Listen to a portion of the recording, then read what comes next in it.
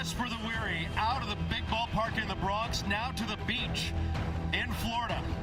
We're outside their final in, getting ready for the series opener tonight at Lone Depot Park in Miami, Florida, where the Marlins will entertain the Baltimore Orioles to open up a 3-game series. Once again, it's a pleasure to bring you to the broadcast booth. He's Ben McDonald. My name is Ben Wagner.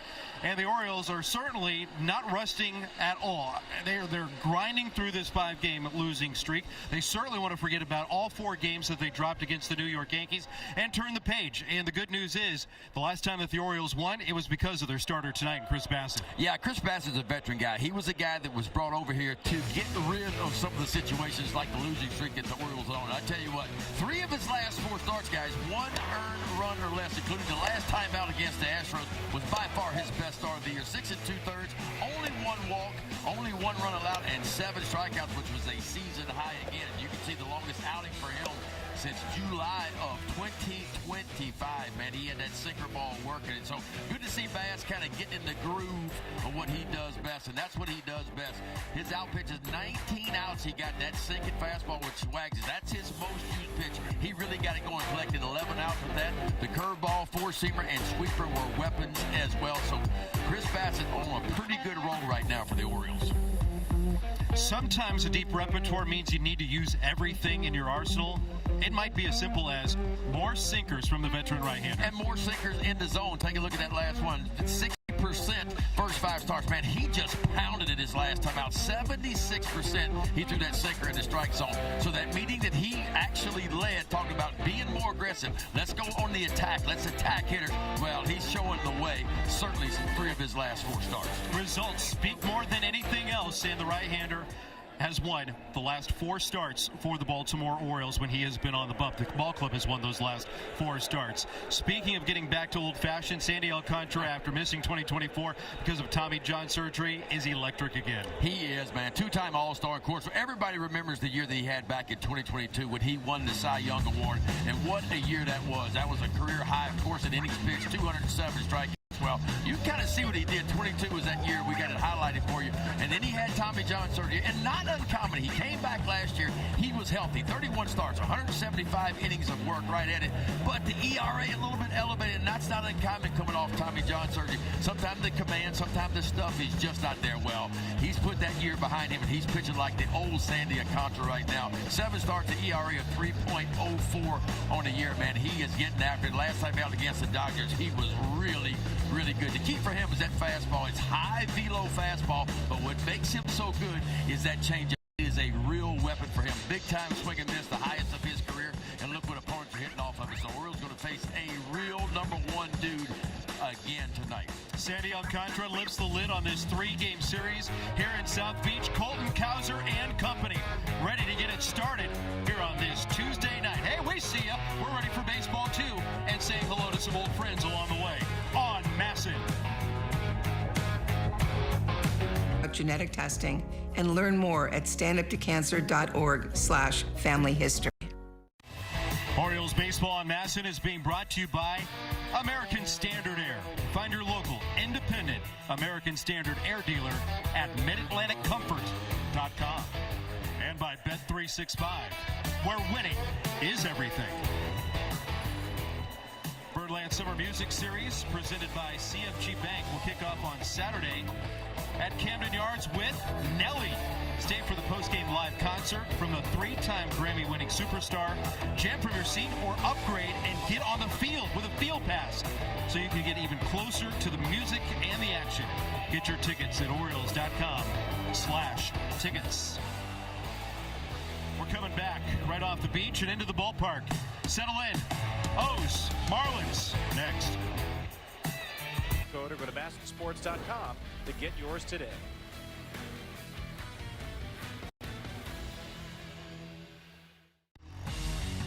What a day in South Beach.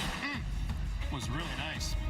Orioles baseball on Masson, brought to you by Bet365, where winning is everything. Got a little toes in the sand time, relaxation time, got a little work done. Well, you must have just went straight to the beach when we landed there, because we almost got in town in time to watch the sun come up.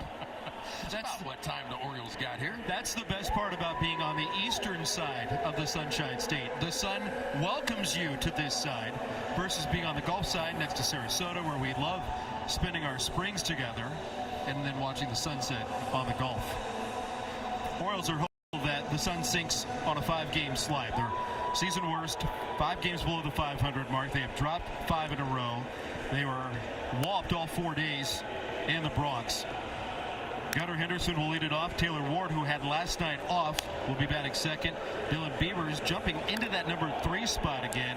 Pete Alonso loves hitting in this ballpark. We'll talk about the longtime New York Met and his success here against the Fish. Samuel Basil, Leone Taveras, Colton Cowser.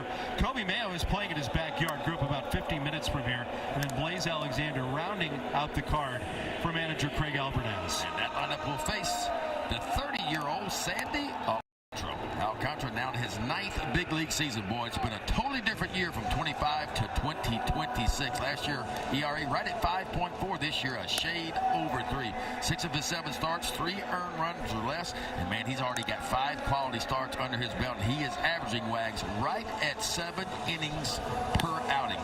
That's big time. This is StatCast 3D powered by Google Cloud. We'll take a look at Sandy Alcantara's pitch arsenal. Changeup leads away. He's got the 2 and the 4-seam fastball. Equal usage on that. But you see what they're hitting off that changeup. It's his best pitch, his best swing and miss pitch. But the fastball is real too, folks. Don't sleep on that fastball. It's going to be anywhere from 95 up to 98, 99 miles an hour. So another big arm the Orioles will face. And the Orioles, we talked about it yesterday, normally pretty good at high-velocity fastballs. He loves pitching in this ballpark, too, only allowing 4 earned runs, and a reason that he's got a 123 earned run average at home. Our Bet365 player spotlight is on Gunnar Henderson, who leads off this ball game, but it's not about the pop at the top. It's about the speed and the opportunity where Gunnar might have an opportunity to pick the pocket of Alcantara. Yeah, Alcantara's a big guy, 6'5", 200 pounds, and boy, it's a big high leg kick out of the stretch. Go back and look over the years, man. He's given up some stolen bases, but he's a tough guy to get on against. He does not allow many hits at all, so can't steal first, but once you get there, there is a chance that you can take an extra 90 on him. 6:41 in the Eastern time zone. We are officially underway. Perfect conditions inside with the roof buttoned up. It's 72 degrees. And that was 72 miles an hour plus right off the bat of Gunnar Henderson. Wands one into right field and a leadoff knock for the Birds. Love that right there. I mean, because that was a changeup at 90 miles an hour and Gunnar on time. And we've been talking about Gunnar a little bit. Get back to using the center part of the field. If you think use the center part of the field, you'll have some bat left or an all-speed pitch and a good start for the Orioles here in the top of the first. 102 off the bat of Gunnar Henderson. Here's Taylor Ward. Rested after his first off day of the season last night in New York. First pitch misses to Taylor Ward. Many around the game very surprised that Sandy Alcantara is still pitching here in Florida. It looked like a couple of years ago he was one of the top-tier pitchers on the block. Then he was injured in 24. What would he be in 25? Would the stock rise? Did people buy in this offseason? His name was floated through so many trade rumors against teams that were looking to bulk up their starting pitching. Well, it felt like they wanted to move him last year, but the truth is he had an ERA north of 5, and I think it scared a lot of teams off. The value of him was down, but hey, it's back up again. Him and Yuri Perez, who will pitch tomorrow. And then Max Meyer, who's been outstanding. This is what's sitting on the contract. If you want to pick up the contract for Sandy Alcantara, you've got $21 million coming your way next year. Pulled on the ground, backing up the third baseman. Paulie to second for 1. Pivot to first, not in time. Ward beats it. Henderson erased in the middle of the diamond. Paulie had to back up, and that chewed up enough time to let Taylor Ward get across first base. Boy, these middle infielders, when you talk about Lopez and Edwards, second and third, or second and shortstop, they can roll it a little bit. You know, that was a good start by the third baseman, Paulie, right there. Marlins haven't been great at taking care of the baseball this year, though. You look at fielding percentage, they are 28th out of 30 teams.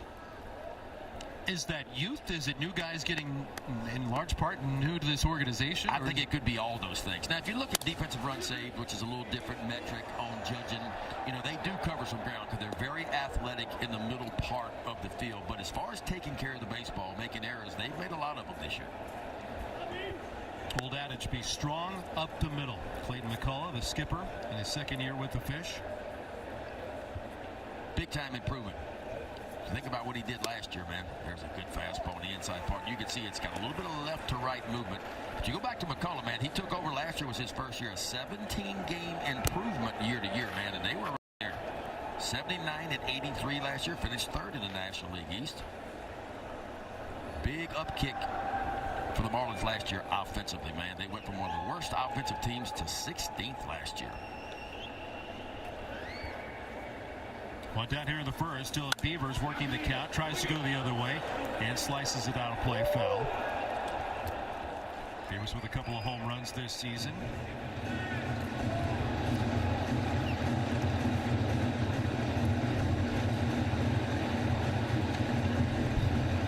Look at that. Hold on a second. That's an NBA logo underneath there now. Big Heat fan. Well, he's tall enough to be a point guard. Jackknifing out of the way. Beavers gets ball one. And you see where Alcantara likes to throw the ball. You see how he pounds those lefties in. And the reason why he does that a lot, he likes to speed those bats up. Because we talk about the changeup, probably his best pitch, 37% swing and miss. And he knows when he shoves that four-seamer in there, he can get to that changeup away. Beavers fights off another pitch. Keeps the count of 1 ball and 2 strikes. Typically really solid control from Alcantara. Came in with 15 walks. And 47 and a third, 31 strikeouts. So maybe the strikeout numbers down a shade from where they were when he was in his prime back in, say, 2022, 2023.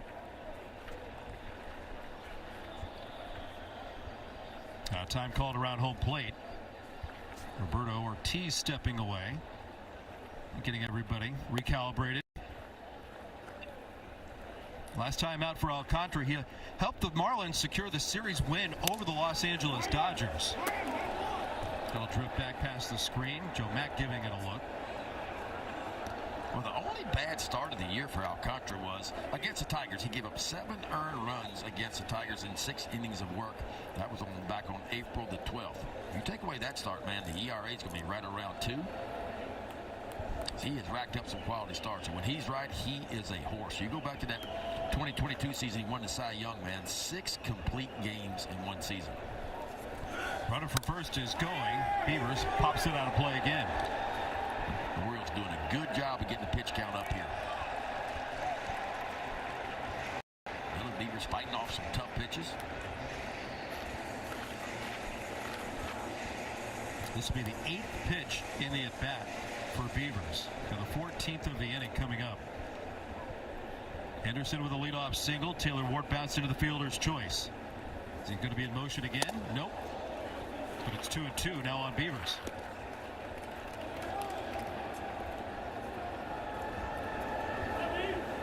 Pete Alonso standing out on deck. See if Alcantara goes to that changeup here after fastball in.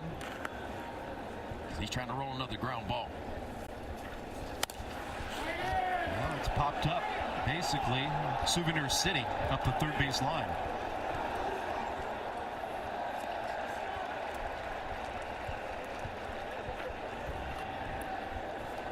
A 10th pitch in this at-bat coming up. Alcantara facing the Orioles for the first time in 3 years. Only Gunnar Henderson and Adley Rutschman available in the lineup that faced Alcantara the last time. This is with the slider down and in.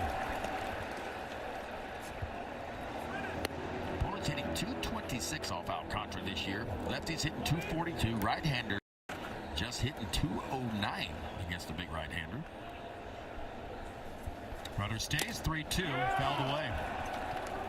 Oh, what an at-bat, huh? Pitch count already at 17. I know with Adley Rutschman in the lineup, you might do a little bit more shuffling. And listen, Craig Albertaz never rolls out the same lineup. But I like Dylan Beavers in this number 3 spot. Ward hustles back. Hicks was way off the bag.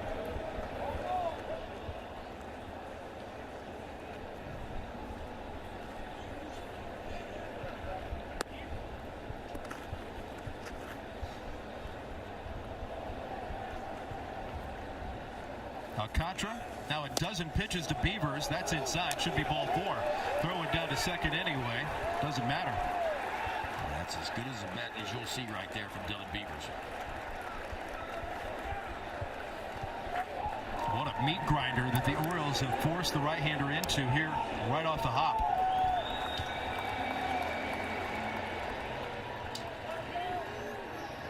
Pitch AB for Beavers. Works the walk. Orioles threatening here in the first. There's Pete Alonso, who had himself a really good series up in New York. 5 for 14, a couple of long balls, a couple of RBIs. Got the homer total up to 6 now. OPS continues to climb. Big home run on Friday night went the opposite way, and then he pulled one deep into the bleachers in left field on Saturday afternoon in the Bronx. Both of them were no doubters.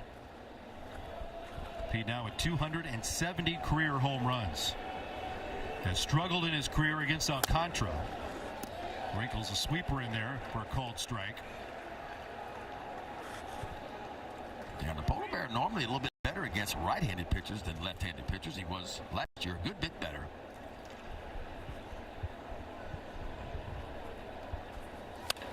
Yanks it foul. That got on Buck Britton pretty quick. Yeah, I don't think Buck Britton had a chance to even blink his eye. That's how quick it got on him. New rule this year, you got to stay in that coaching box.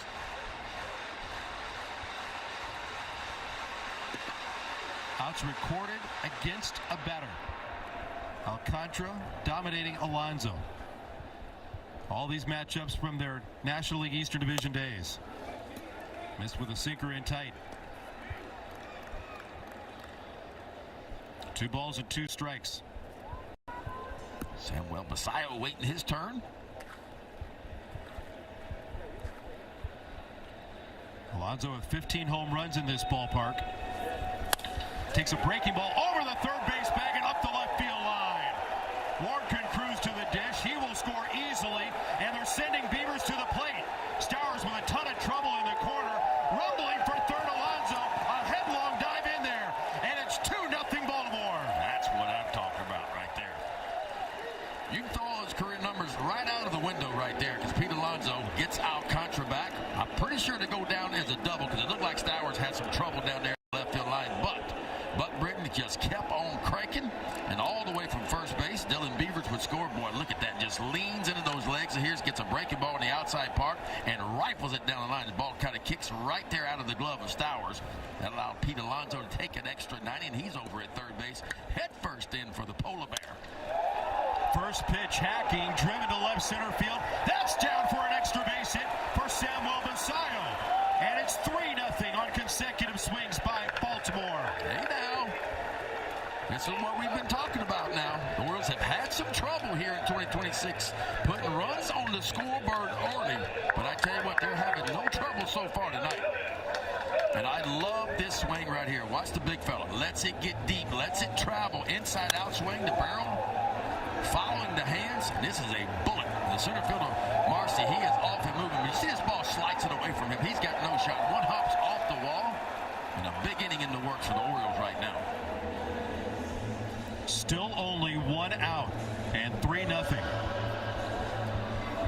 Dylan Beavers forcing Alcantara to work. And got the big bats up. Alonso and Basayo powering in 3.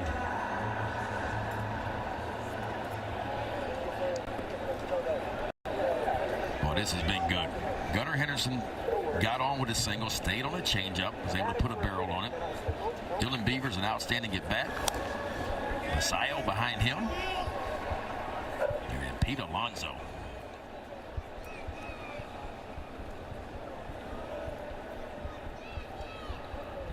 Goes down as a double for Alonso. And Chris Bassett loving this. Already with the lead to work with. Deep drive by Tavares in front of the wall, tracked down by Casey.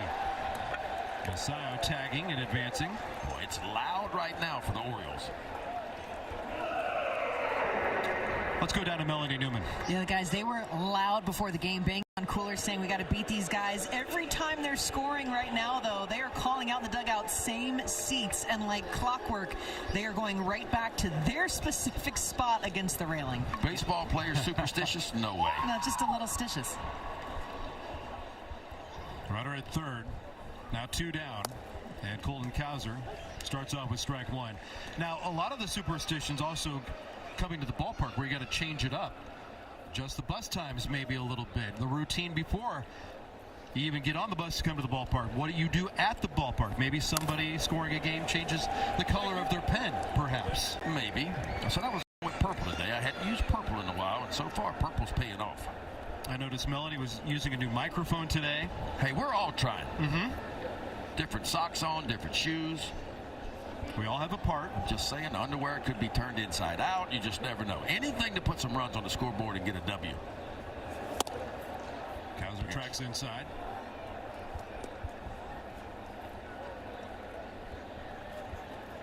Chris Bassett, you can tell he's pacing. He wants to get out there, but listen, he doesn't mind. It's nothing like taking the bump and you got a 3-run lead. And the only guy that's not worried about the same seat right now is Chris Bassett.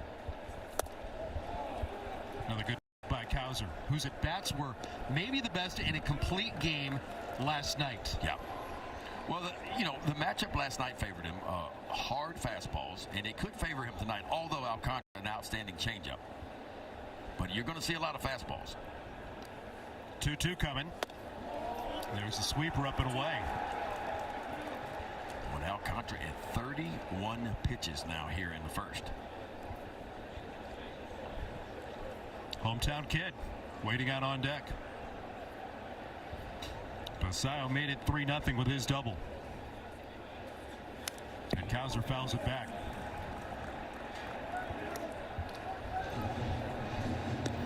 The Orioles had such difficulty in their 4 games against the Yankees, scoring with runners in scoring position, going just 4 for 27 at the plate, going back to Friday night. They're off and rolling and loving what they've got here in Miami. Cowser drives it out of play.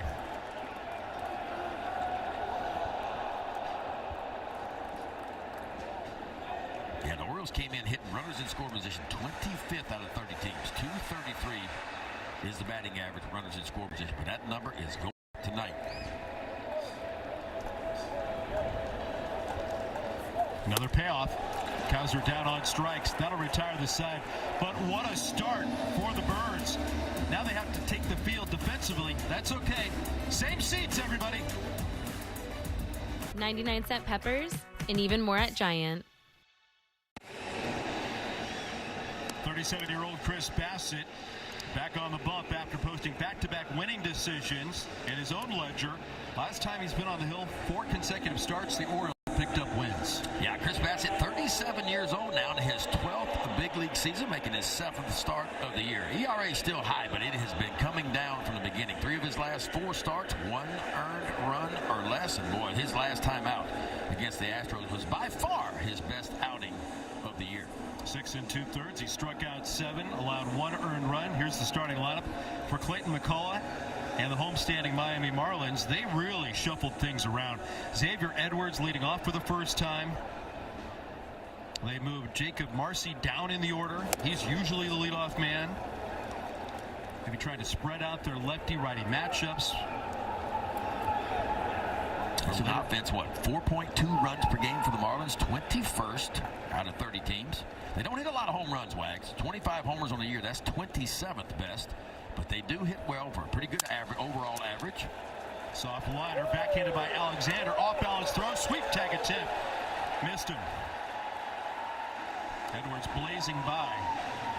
This team can run. They can pick them up and put them down. You look at stolen bases, they're 3rd best in baseball. And Edwards is one of those guys that can pick them up and put them down. Tough play for Blaze Alexander. He does all he can. Kind of like Derek Jeter, goes in the hole and pulls a line off. He tries to swipe tag, but just couldn't quite reach him. Only play he's got right here. That's a tough play. Probably go down as an infield single. Hit on the board here in the ballpark. And watch out. 4 out of 5 in stolen bases for Edwards.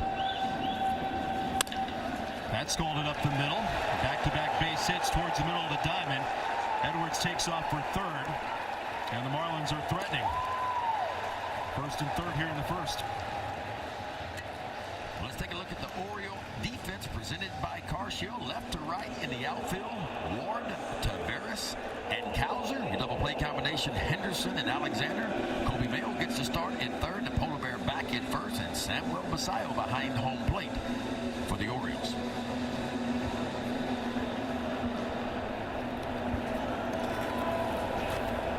Edwards and Hicks both with singles. Here's Otto Lopez. Whoa, watch out. That one sails out of the reach of everybody and will allow the Marlins to get on the board. All the way to the backstop. Edwards, with chaos breaking out around Otto Lopez, dashed in. I'm not sure what happened on that. Looked like a breaking ball. Maybe they just kind of gets away. We'll take a look at here. Yeah, breaking ball that just kind of slipped out of the hand of Bassett. Buzzing past his shoulder blades, and an easy trot in for Edwards. Hicks takes second base. Ground ball towards the middle. That'll advance the base runner. Henderson over to first quickly. Lopez retired. One down.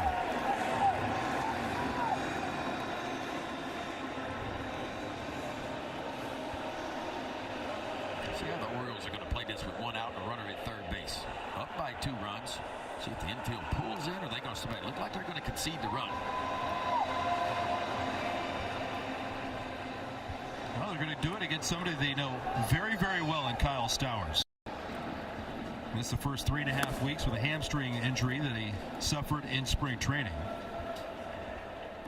Had a massive first full season with Miami, launching 25 home runs and had a .912 OPS. That was an all-star for the first time last year in 2025. He became an instant fan favorite down here in South Beach. Had a monster series against the Birds back in July. Included a 3-homer game.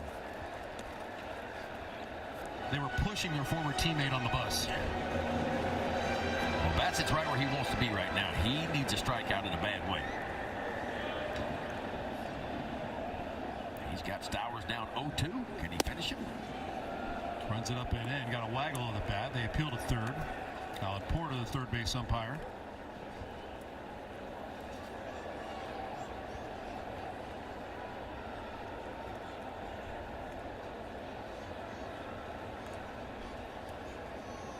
Small lead at first base. Yeah, Swing and a miss with a cutter. Big time. He needed the strikeout, and he got it. Infield was playing back. They were to concede a ground ball run, but instead, Chris Bassett grabs another gear. Looked like an elevated cutter right at the top. No, it's a fastball. 91. Right at the top of the zone. Big time punch out there. Boy, if Bassett gets out of this just giving up one, it's going to be a win. Started with back-to-back hits by Edwards and Hicks on sinkers, and he popped him up. Henderson and Alexander in the middle of the diamond. Blaze is there, makes the catch to retire this side. Minimize the damage. It stays Baltimore by a pair going to the second. Miami Marlins giving a warm welcome back and thank you to Trevor Rogers. Got some golf claps in the dugout from his own guys there, but he was asked about it earlier today. Of course, perfect timing that he's coming back off the IL. And he said, honestly, it's weird. We were only on this side of the field for Fan Fest because at that point they were still getting our home clubhouse ready for the regular season. So it's a great memory, but it is weird. Now, everybody I talked to on the Marlins side of things, we're so thrilled to see him again just because of someone who handled his whole time here with class, respect. He was fun to be around, engaging stories. So warm welcome back. And for Craig Albernaz, he loves it. He said, we've got some guys who are from here. We've got some guys who used to call this place home, and that always carries a little extra. Now, some of them might be playing for free because their pass list is a little bigger this time around, but it's nothing but good vibes. 5 years in Miami for Trevor Rogers. He was a first rounder for the Marlins, went to an all-star game, Rookie of the Year finalist. Orioles acquired the left-hander for Connor Norby and Kyle Stowers, both of them in the lineup tonight for Miami. So win-win for both organizations. Yep. And the big win, him healthy and ready and on track to start very soon. And hopefully he'll come back in a minimum amount of time. He was visiting with reporters in the clubhouse today, and he said, I felt like death. That's how bad the flu-like symptoms were, the illness that took him out. There's a lot of Orioles down there fighting the crud right now, if you will, like a lot of people are. Wow. Good changeup. Gets Mayo down on strikes. 3 in a row retired by Alcantara. How about the movement on that changeup? We talked about his changeup. Might be his best pitch, but watch this thing explode left to right. I mean, that ball looked like it moved 8 or 10 inches hard left to right. He starts it in the perfect spot on the inside and gets it just down and in and underneath the bat of Mayo.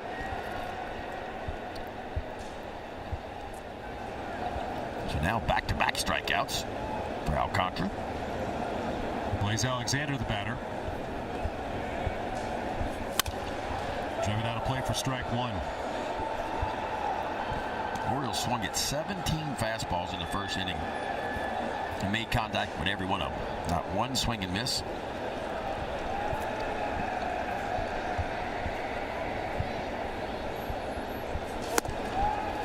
There's a swing and a miss at a fastball. 0-2. And what the Orioles did to the fastballs offered up their first at bat was about right on pace where they have been attacking fastballs this season. They got great slug against four-seamers, but they hardly see them. The good news is when they saw them today, they were out of the gate with a 3-0 lead. Swatted out of play up the right side.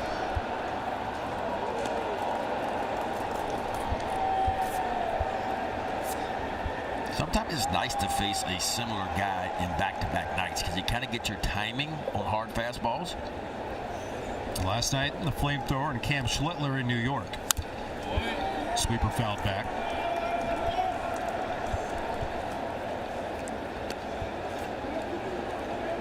Schlittler, no, I tell you what, that's a different kind of fastball there. I mean, he threw 22 or 23 fastballs last night, 100+ miles per hour. Alexander on the changeup. Back-to-back punch-outs for Alcantara on the change. Back-to-back and now 3 in a row. Maryland Lottery's fast play contestant of the game is Daniel Brenneman of Mount Lake Park, Maryland. $500 for getting your name pulled out of the hat. $500 more for every Orioles home run, and $5,000 for an O's Grand Slam tonight here in Miami. How can you play? Be the fast play contestant of the game. Go to mdlottery.com/homerun.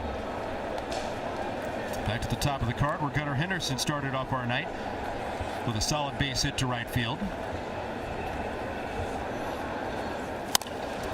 Put it in the air on the right side. Out goes Edwards. Casey coming in, calling and making the catch.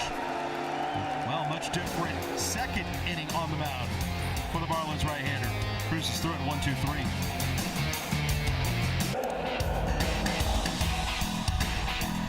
Hey fans, you can stream Masson Plus on iOS and Android mobile devices, Apple TV, Amazon Fire TV, and Roku. Don't miss a pitch. Masson Plus monthly subscriptions are available right now for $19.99. Go to MassonSports.com or scan the QR code and get yours today. Downstairs, Melanie Newman. Up top with Ben McDonald. I'm Ben Wagner. Last of the second inning where the Orioles have a 3-1 lead. And Chris Bassett goes back to work and pumps in a first pitch sinker called strike. Well, that's what he did his last time out against the Astros. He just filled up the zone with that sinking fastball. It's the former Oriole, Connor Norby, Joe Mack, and then Owen Casey coming up. Huh? The breaking ball. Yeah, the breaking ball's not there yet. I mean, he uncorked one on a wild pitch, cost him a run, and then he tried another spinning breaking ball right there, and he catches Norby. And he's leaving them both in the same spot, inside to right-handers. So fastball command's been pretty good, but struggling with breaking ball command here. It's been topsy-turvy with the control of the breaking stuff. You know, it's looked sharp at times, and then he said he was fighting it, needing good bullpens to find the breaking balls again. Now it swoops up and away with a curve.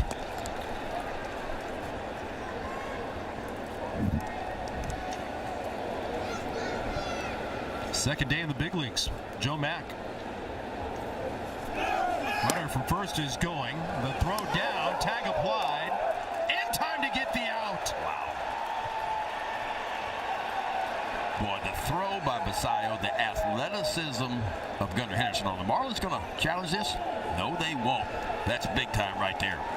Because I thought Norby got a wonderful jump. I mean, he got out of there quickly. But watch Gunnar Henderson come up in front of the bag and applies the tag right there before that oven mitt gets in there. Norby was off and moving quickly. Tries to go back door, and Gunnar Henderson just cuts him off and applies the tag. That's big time right there. Big time on both ends. Yeah. Gunnar staying athletic, in motion to finish that play, not going up and just straddling the bag. To the left side, Taylor Ward. Just like that, there are 2 down. The game continues to change in some ways. You know, it used to be, the catcher threw the ball right over the top of the bag, and you let your shortstop go get it, let the ball travel. But now you're seeing more and more throws on purpose to the first base side of second base. That allows the infielder to get up there and apply the tag before the runner reaches the bag. Is it a neighborhood play, essentially? More body in a certain space? Just get the tag down? I mean, most of the catcher's throws will tail a little bit, kind of left to right, and so they're still kind of aiming over the bag, but they want that ball to tail just a little bit into the runner. 2 set aside, and a first pitch cutter cut on and missed by Casey. Because again, this team is going to run, and you cut down one early, that could slow them down a little bit.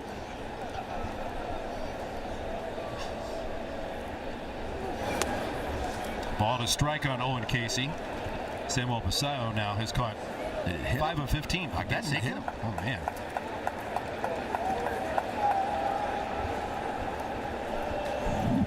So fighting that breaking ball so far is Bassett. Another breaking ball. I don't know about that, did it? We need the shoe polish play. Did he get a shoestring maybe? The reaction by Casey indicated that he felt like it got him. That's a shave right there.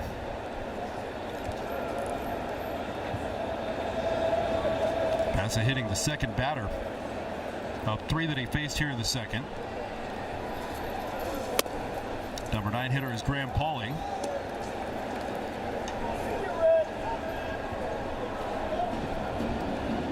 Light average. Traded by San Diego a couple of years ago, now 25 years old. Pass behind 2 balls and no strikes. This has been quite the roller coaster season for the Miami Marlins. It came out of the gate with a 5-1 record, and then it's been up and down. We go on to lose in the next real bigger pocket of games, 11 of 15. They come in dropping 3 out of 4 against the Philadelphia Phillies. A step further back, dropping 6 out of 9. So they have certainly come back down to earth. Yeah.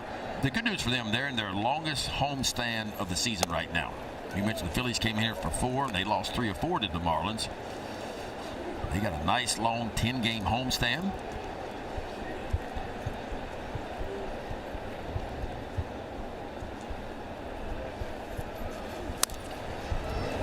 Three balls and 2 strikes now on Pauling.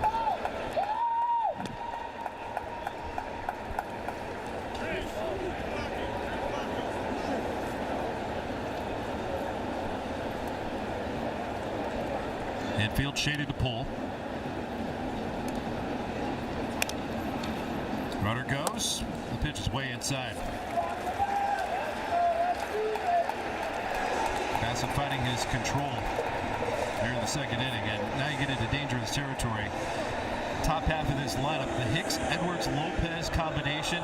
This is where the damage starts. And you're like, Hicks, Edwards, Lopez, who? Yeah, there's a lot of like, who are these guys in South Beach? But they're getting it done. And if you look what they do at runners in scoring position, you go back to last year. They were 4th in baseball last year. They are 7th this year. So they don't hit a lot of home runs. There's not a ton of power there. They seem to come up big with runners in scoring position. Boy, Bassett still searching for that breaking ball. He knows he needs that breaking ball. And he's a veteran guy, been around a long time. 12th big league season. Bassett's 225th career start. He's not going to put it in his back pocket. He's going to keep using it until he finally finds it. Back pick throw down to second. Henderson scoops it up on the bounce.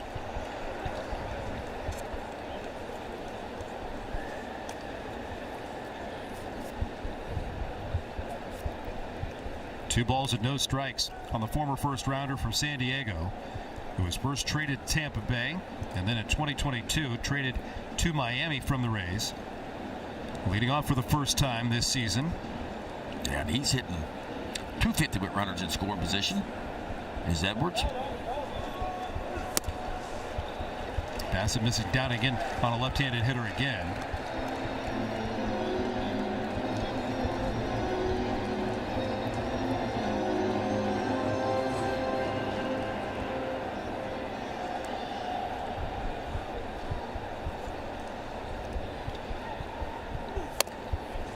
There's a strike.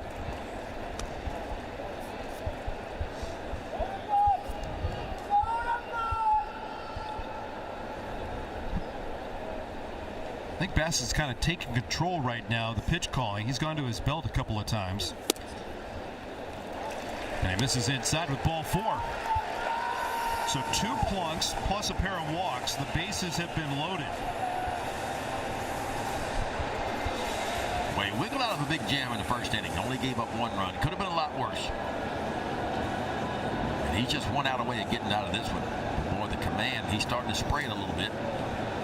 Drew French, Oriole pitching coach, out for a quick word with not just Bassett, but the entire infield.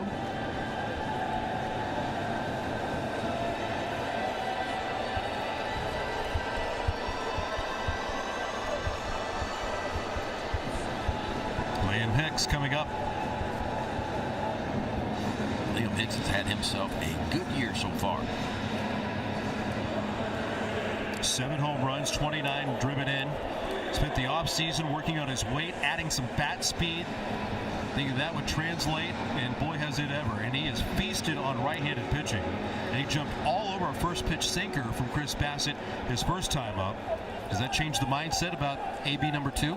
Oh, I think so. I mean, the struggle with Bassett right now is he wants to get to that breaking ball. He's having a little bit of trouble commanding it. He starts him off with another heater, this one elevated. And although Bassett throws a lot of 2-seamers, you would think he would work down a lot, down at the bottom of the knees, but he will take that 2-seamer and go upstairs with it from time to time, too.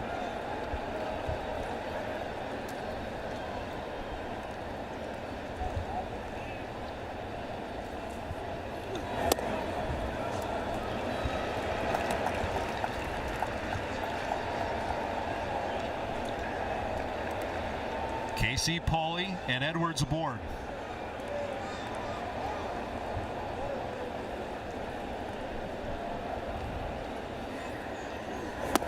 Hicks stays down and in. That's the curve.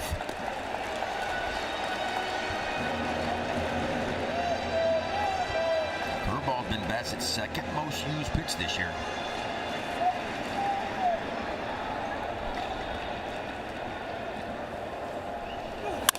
And it's lined towards the middle and a base hit into right center field. That'll bring home Casey. Pauly's coming to the plate. He will score to tie the game.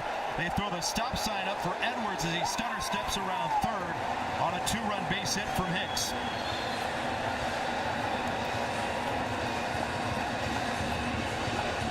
Here in the second. Boy, Hicks just eliminated that breaking ball. He set on a 2-1 fastball, and he got one right at the top of the zone and quickly turned it around.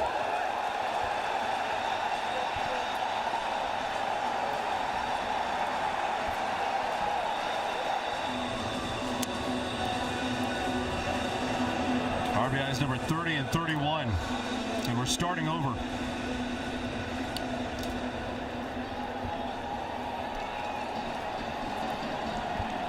Otto Lopez bounced to the shortstop his first time up.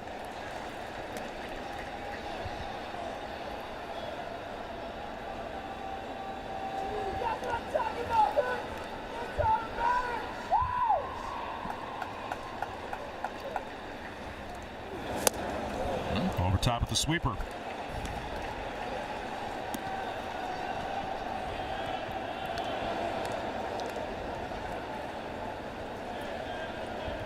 Seventh hitter of this second inning.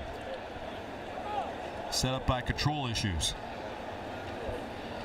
Yeah, with 4 free passes in this inning alone. 2 hit by pitches and 2 walks. Bassett ready for the 27th pitch of this second. Softly struck, stutter step, coming on into a slide. Taveras has got it. Hold your breath moment. The fish halted by plating a pair, and no more by the hound on the mound.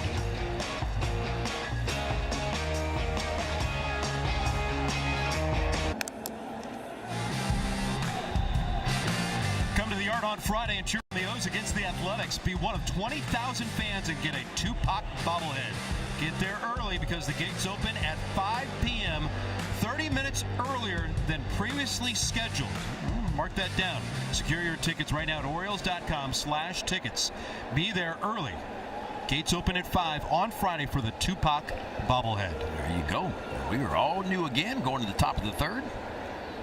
Taylor Ward will lead it off for Baltimore. A 3-run first. Miami got one back in the bottom half and then plated a pair to tie the game in the top of the second, or bottom of the second. Ward got a board on a fielder's choice his first time up. Our Xfinity Power Connections for Taylor Ward today. His numbers versus Sandy Alcantara. 98-mile-an-hour fastball that he took to the seats. That was the best velocity that he saw and hit a home run in his career. Did it as a Los Angeles Angel. He's got one home run here with the Orioles. Takes a changeup in tight. Yeah, Taylor Ward's one of 4 players leading his team in both hits and walks this season. Jordan Alvarez, Vladimir Guerrero, Bobby Witt Jr., and Taylor Ward. And he's got another free pass. What else is new? On base 32 out of 34 games this season. It is remarkable just how much of a different guy he is versus last year. Yeah, he comes to town and you're thinking, all right, here's a slugger. You're going to bat him back-to-back with Pete Alonso, and then they'll just thump their way through the season. He has sacrificed the power to get on base a little bit more. Boy, that's right. Powered right to center field. Marcy dead in his tracks. Dylan Beavers lasered that one. Yeah, Taylor Ward, 36 home runs last year with the Angels, but he struck out a lot. He had his share of walks, struck out a lot. This year it's been totally different. The approach has been more or less to the backside of the field, see a lot of pitches. He's got plenty of hits, obviously. Only one home run so far. But he's been batting right at the top of the lineup. And he's been an ideal leadoff hitter and 2-hitter for the Orioles so far. Pete cranks one towards the corner, down the left field line, soaring off near the wall, and hit the top of the fence. It's down and in play. Buck Britton throws up a stop sign for Taylor Ward, and Alonso trots into second with a ringing double high off the left field fence. My goodness, too. Another off-speed pitch. We talked about the polar bear. Don't let the polar bear get hot because he has heated up, man. Change up, kind of working into the barrel. And again, a little bit out in front, but he sinks down those legs and gets it a little bit off the end of the bat, but still so strong, powers it off the wall. So now second and third for the Orioles. Just one out, and the Marlins will bring the infield in. Samuel Basallo crushed an RBI double his first time up. Comes up empty on the first cut.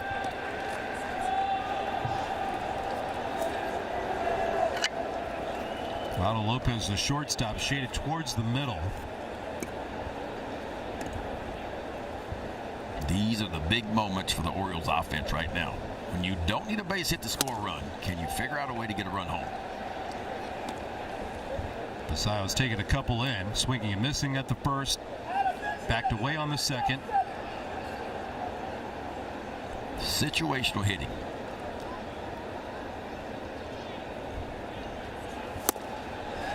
Chase the 1-1. That's that bread and butter, that changeup.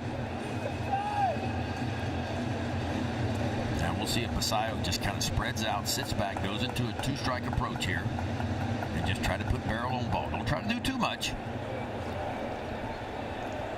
Find that 2-strike approach. Nice and short. And he shortens up and goes to right field to drive in Taylor Ward. Alonso's right on his heels. He's coming to the plate. Casey with the throw on the bounce up the line. Mishandled by Mack, and the run scores. 2 runs driven home by Samuel Basallo.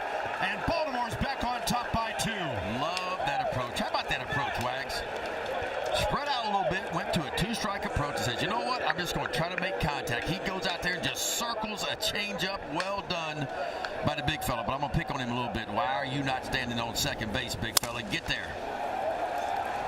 Right off the end of the bat. Cracked the bat, and Pete Alonso just rumbling around third base. Pretty good throw coming in. And that's when Basayo's got to be able to read that throw, going to home plate, and take an extra 90. But I'm not going to pick on him too much after an RBI, 2 RBI single. He thought about going, and he's going to take off again when he kicks away, but no, he puts the brakes back on again. Tavares fouls it away, 1 ball and 1 strike. Basayo knocking in 3 of the 5 runs tonight.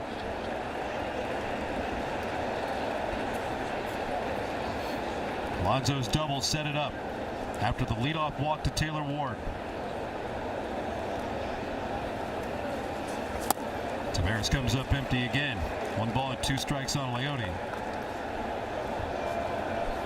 What's happened here in the third feels like the brand of Orioles baseball offensively that you've been waiting on. And I liked it in the first inning. I thought it started, with Gunnar Henderson sitting back on a changeup, not rolling over it, and a hard hit ball. Beavers had the 12-pitch eventual walk.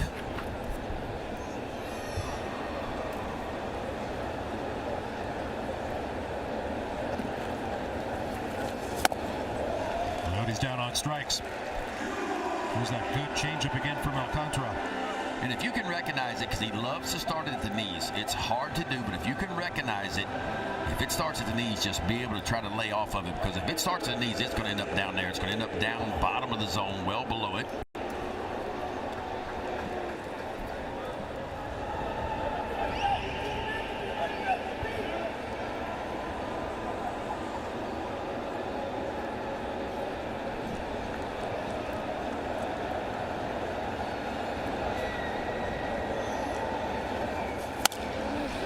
Fouls it away for strike 1.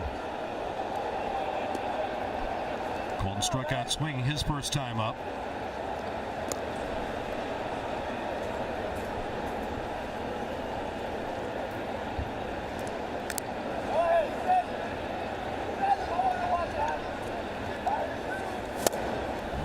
And the hole 0-2.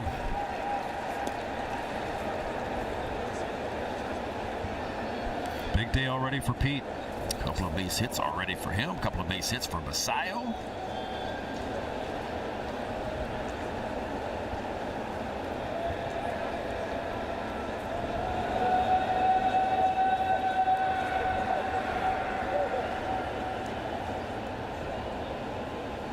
Oh, 2. Down on strikes. Kaiser's fan, and the inning comes to a close. Alonso's double teed up a 2-run single by Samuel Basayo. And the Orioles have a 5-3 lead.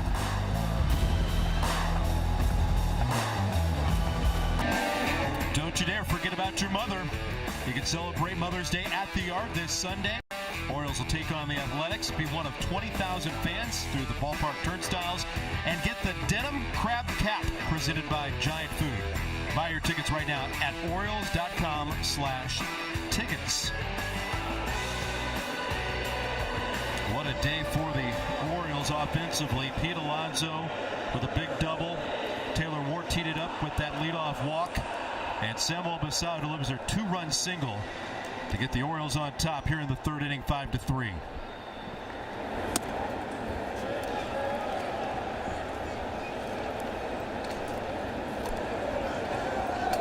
Kyle Stowers struck out his first time up.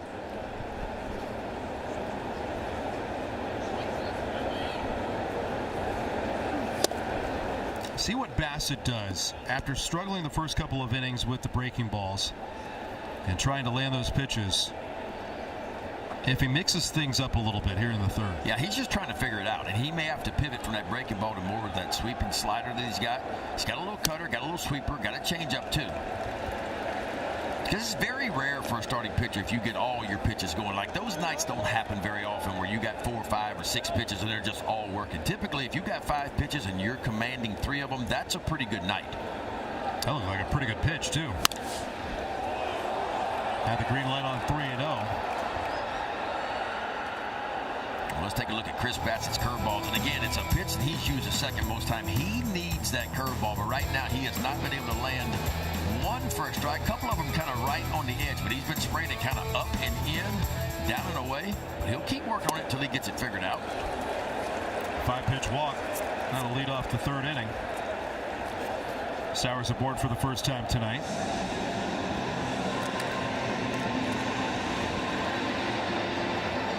Craig Alvarez, check it. Just taking it all in. Jinx.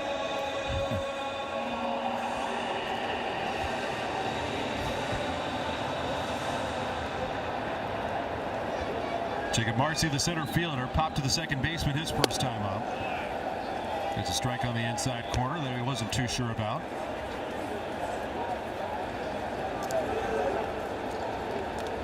Usually he's a 1-2-3 guy in the order for Miami, but they came in today wanting to shake it up. This is the lowest that he's batted in the order all season long. One of the big speed threats with 10 stolen bases. Clayton McCullough.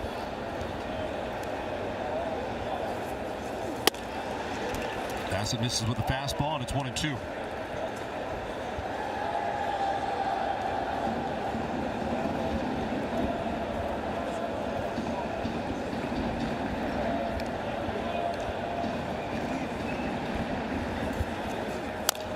That's fouled away. A little better location with that curveball? Yeah. And it's not uncommon for starting pitchers not to have a pitch the first couple innings, but the more you work on it, you kind of get a feel for it. We saw a changeup, and he may have to pivot to some different pitches, trying to get something inside right here. Boy, that's a nice pitch, isn't it? Right down the middle. The sinker in there for strike 3. Love that, man. Front door, front hip, two-seamer. I think it's the best pitch in baseball for me because the hitter sees it out of the hand. It's a ball. Watch where this ball starts. You flinch a little bit, and you just can't get it going. That thing, late movement left to right, and there's a perfect look at that two-seam fastball. Look how that thing comes back into the zone. Forget about it. That's art. That is nasty.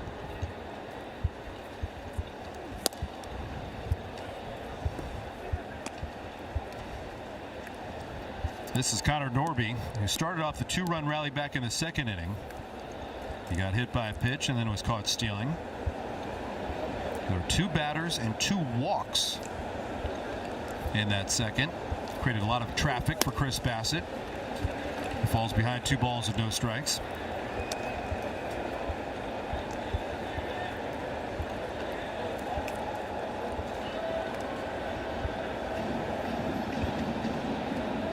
Connor Norby out of ECU, East Carolina University. Clayton McCullough, the manager for the Marlins, played at ECU as well. He wrapped up his career playing at ECU after starting at Vandy. Here's our Super Bowl camp presented by Hyundai. Samuel Basayo jumping out of the crouch and firing a seed to Gunnar Henderson. That's athleticism right there. You see with Samuel Basayo, he had to reach all the way across his body. Expected that fastball to be on the outside part. It was down and in, but still able to retrieve it and make a perfect throw down to second base. That's lined back up the middle on a base hit. Runners aboard at first and second. Well, it's been traffic in every inning for the Marlins against Chris Bassett. Trying to get inside with this two-seamer. Look where it ended up. It never really got there. Caught a little bit too much of the plate.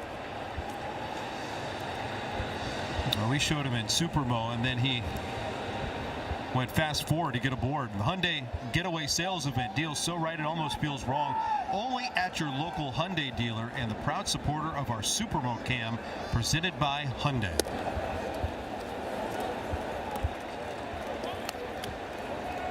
Joe Mack at the plate. Only 4 big league at bats this year. He was just promoted from AAA Jacksonville. Having a pretty good year in AAA too. Hitting .244, 3 homers, 9 RBIs, a .388 on base percentage. And he lines it the other way for a base hit. Rounding third, coming down the line. They're going to try to score. Stowers, Basayo with the tag attempt is not in time.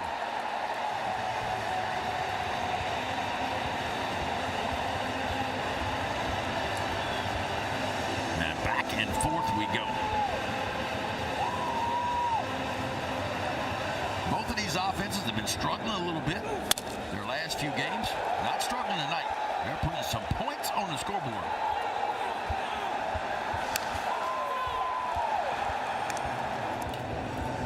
Just slightly up the first base side. Stowers reaching for the dish, beating the tag attempt up Basayo.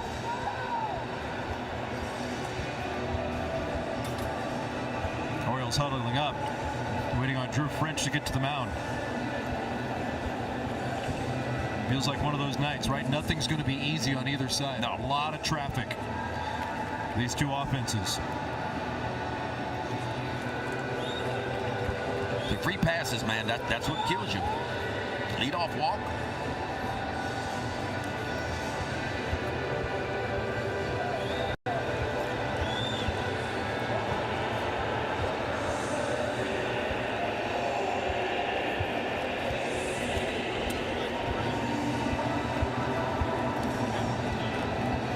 Leadoff walk to Stowers. A one-out base hit by Connor Norby. The first major league hit and RBI for Joe Mack. A one-run game. 5-4 Baltimore here in the third inning. Basayo adjusting his shin guard.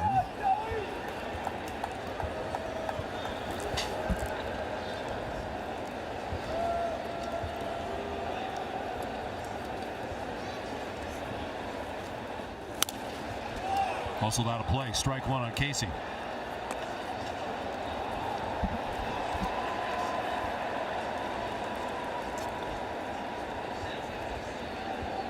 Here's Norby and Mack on the bases for the Marlins. Boy, Bassett would love to roll a ground ball here.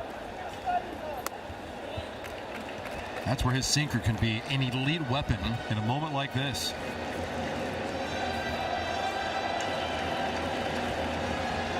Orioles, you can see that defense right there. Kind of got a mini shift on. Expecting Casey to pull the ball.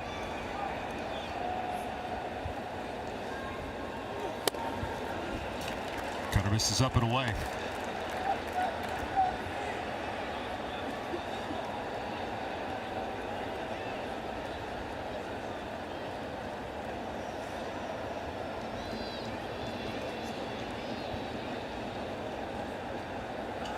Pickoff play at second, and it was sniffed out by Norby.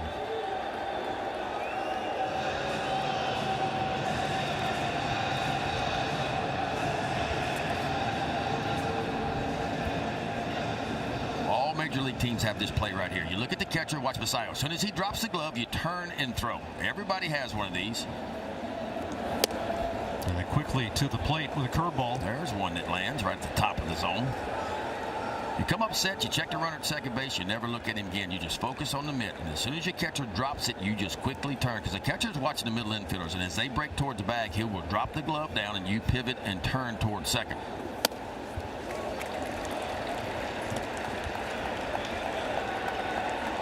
Three balls and 2 strikes.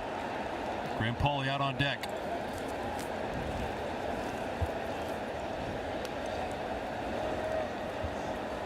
Bassett would like to avoid back-to-back lefties. Defensive swing by Casey. Pitch count rising. Keegan Aiken loosening in the bullpen.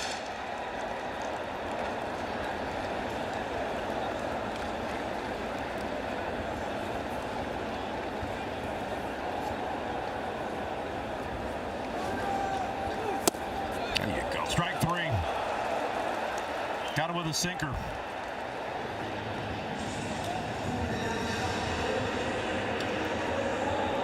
Another little front door sinker. And boy, he brings it back just enough. It grazes the inside part of the plate.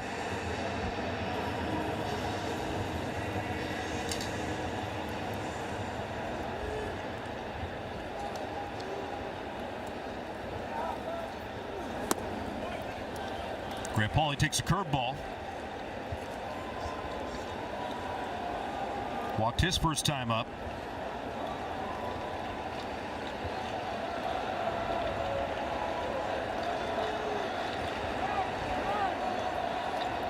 Bassett got the late stop sign. Looked like Basayo might have called a timeout there.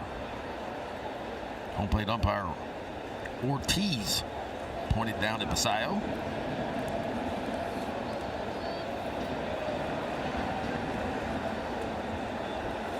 Already 9 combined runs on 10 hits in today's ball game.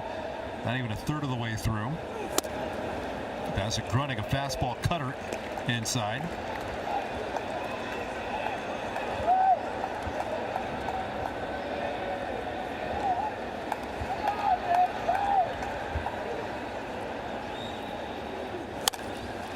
Hugs the line right over the back. Speared by Alonso. Turns the corner. Gets there to retire the side. Through 3.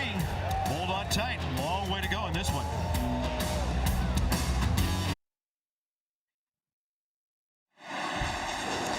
Well, the Orioles aren't just in a new city. They're seeing a team that does things a little differently. I got a chance to talk to their manager, Clayton McCullough, earlier today about an innovation introduced to the Marlins organization last year, and that's that they are calling pitches from the dugout. Now, he said initially this was pitched to be deployed everywhere, but because it was an entirely new coaching staff, he felt like they didn't have the rapport with their players. So it started in the minors, and then by about September, he green-lighted it to go ahead and try it up here. They had some pitchers at that point who had come from AAA and were familiar with it. And he said, look, at the end of the day, the guy on the mound is hearing it in his pitch comm all the same. He doesn't know where it's coming from. The catchers do have the ability to shake off what comes from the dugout, and obviously the pitchers can shake it off as well. But at the end of the day, the organization had to buck what the rest of baseball society would think about deploying this and just stick to something that they felt could take them a step further.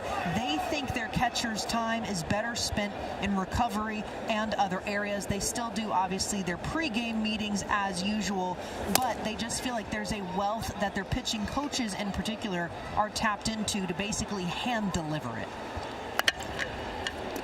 Well, Ben, you're really familiar with this, with the amount of high-level college baseball that you see. How do you feel watching it at the major league level? Are there certain disadvantages with the battery in this sequence? Are there certain advantages? Well, I think the advantages are clearly you take all the guesswork away from the catcher and the pitcher, and you're relying on the assistant pitching coach just calling the pitches from the dugout. I think the downside is obviously young players learning how to read bats, how to set up hitters, and those kind of things, because when somebody's doing it for you, and look, I can relate to it because I was in college. Skip Bertman called every pitch I ever threw. I never thought about reading a bat, understanding how to set up a hitter. So when I got to the big leagues just several months later, I had to call my own game, and I was like a fish out of water. And so I see both sides of it. I think it's ironic that Major League Baseball used to pick on the college game some years ago and laugh and say, well, you're killing it. You're killing the players' development. You're not allowing them to grow and develop because you're calling on game. And yet now we're finding 2 big league teams, the Marlins and the Rockies, that are both calling pitches from the dugout. Kobe Mayo bounces it down to Pauling, over to first. And there's one down.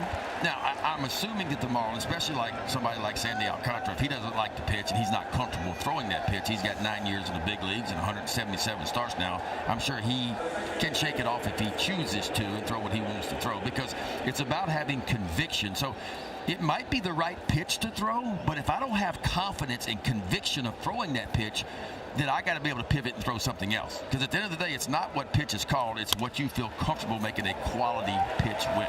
That struck the other way, and Blaze Alexander's hot road trip continues. He's got 4 hits in his last 2 games. Blaze Alexander had him a really good series up in New York. 6 for 15 and RBI, and that's a beautiful inside out swing. Watch the hands go first. The barrel lags right behind it. He just shoves it out to right field. So yeah, I see both sides of it. I thought it was a really good report by Melanie, but also a good nugget there where they are bucking the trend. But Peter Bendix, in his background, how he became acclimated. We have our ABS challenge of the night.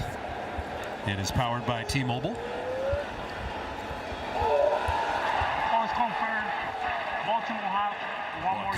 Gunner's had some of the worst luck lately, hadn't he? It seems like we've seen like 4 of these that just kind of just graze either the upper part or the bottom part of the strike zone. So strike 1 on Gunner. And he fouls it away in the hole, 0-2. But just to really put a bow on this, Peter Bendix came up in baseball learning about how to navigate front office life, player development, then orchestrating a major league roster in Tampa Bay. So doing things differently makes him way more of somebody that would sponge ideas from outside influences and look at the game completely differently. If you're trying to simplify things, I get it, because it becomes very simple for both pitcher and catcher. Not a whole lot of thought process going on there. And, you know, this might have been the year to do it. They have such a young catching core. They just remove a major mental strain of the season. Well, it's a young team. I mean, think about this. Kyle Stowers is the old man in this lineup. He is 28 years old, and he's the oldest guy out there for the Marlins. Yeah, it's ridiculous. You put in your lineup, and it's like 23, 24, 25, 24, 25, 25.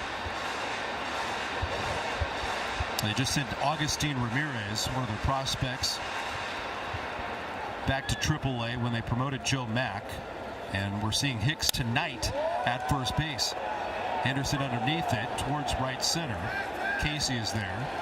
Tagging at first, Alexander will bluff. 2 down here in the fourth.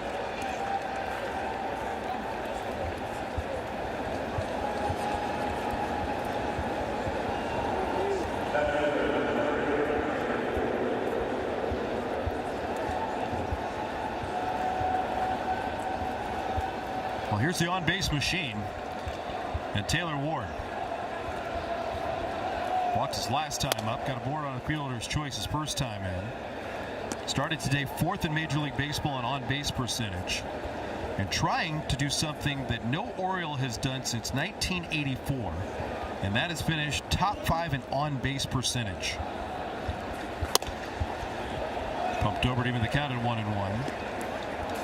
I've said this before about Taylor Ward, and the reason why he is where he is right now is he's not afraid with 2 strikes. There's a lot of hitters that don't want to get to 2 strikes because they're worried about striking out. Taylor Ward's not one of those guys. He'll sit there and take a couple of marginal pitches, and he's okay hitting in a 2-strike count. I'll go to 2-1 here. It's almost his approach is, once I get to 2 strikes, okay, now we can begin the at-bat. Yeah. Might as well start 3-2 every count on him, it feels like. I played in that league.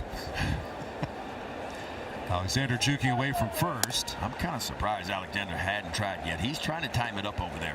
We talked about Alcantara. He allows a lot of stolen bases. Not much of a slide step with him. A lot of times it's a big leg kick. He's 6'5". As soon as you get thrown out, Taylor Ward's a pretty good leadoff guy in the next inning. There's the move. Quick tag applied. Hicks is a little bit late.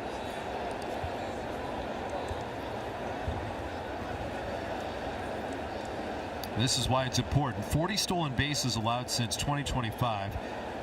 Tied for 2nd most in the major leagues. 95.3% success rate. An excuse me swing. Challenging play. Paulie tried the bare hand, left it on the turf.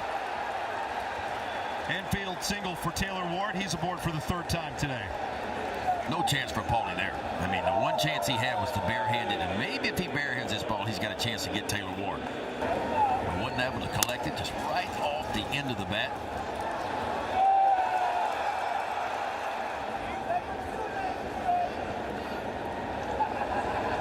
The Orioles are having a good night with runners in score position. 3 for 5, trying to make it 4 for 6. A little add-on run. 5-4 Baltimore lead. In the 4 previous home starts for Sandy Alcantara, he only had surrendered 4 earned runs. 6 in total. The Orioles have 5 tonight.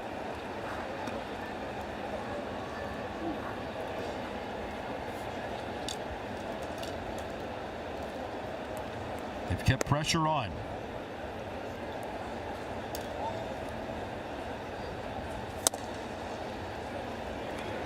Two balls and 1 strike on Dylan Beavers.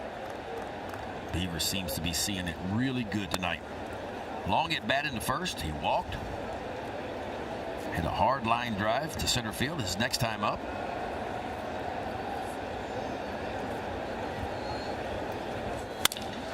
Towards the middle. Lopez gobbles it up, gets to the bag in time to retire the side. Couple men left to board. We played 3.5 here in Miami. 5-4 Birds.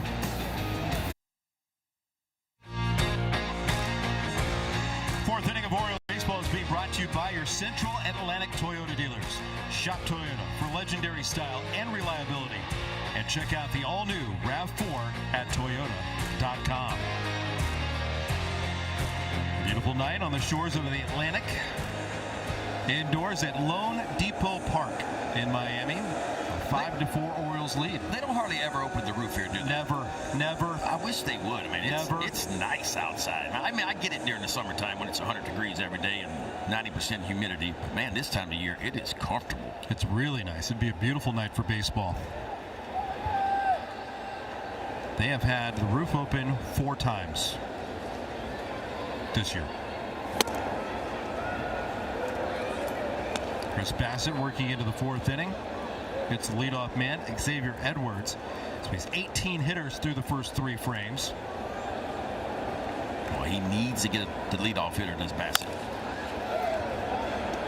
Out front 0-2. I know there's been a lot of rumbling and there's a lot of frustration around Birdland, and I'm on social media a little bit. I see some of the comments, and just to let Birdland know about this guy you're looking at right here, Chris Bassett, and tell you how close this team is and how they root for. Chris Bassett had the option to get out of town early yesterday. He's mentoring, of course, Shane Baz, and Shane Baz was pitching yesterday. He had the option to fly out and get in and get his toes kicked up and relax and be ready for his start today, but he chose to hang around and cheer on his teammates as they're going through a tough time.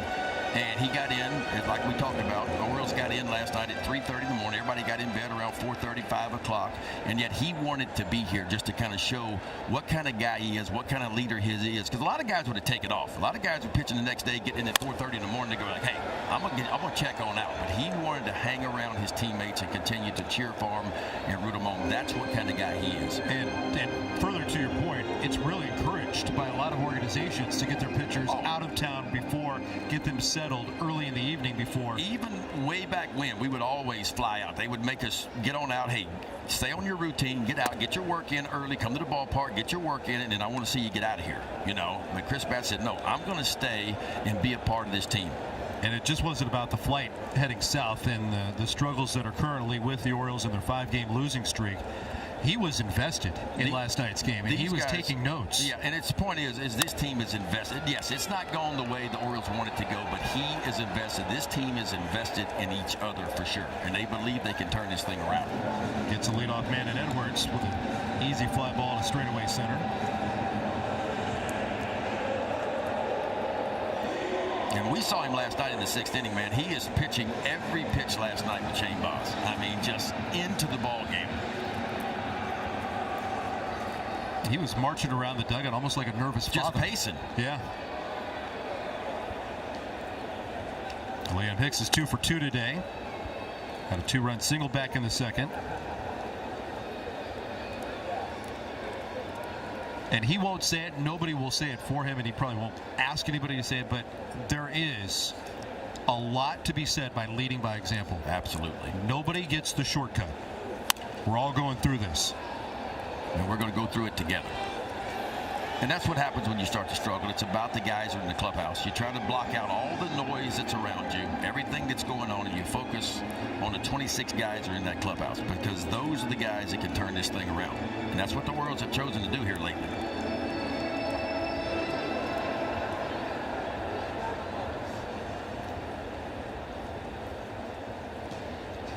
One. There's that curveball that he's had trouble with all night.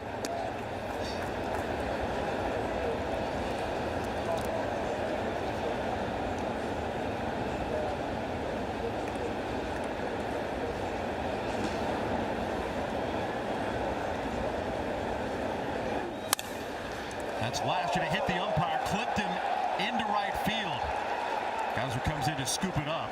Well, the Orioles catch a little bit of break on that one. That ball didn't clip that first base umpire, Alex McKay. It gets all the way down the line. It's at least 2 bases and maybe 3. That had to hurt.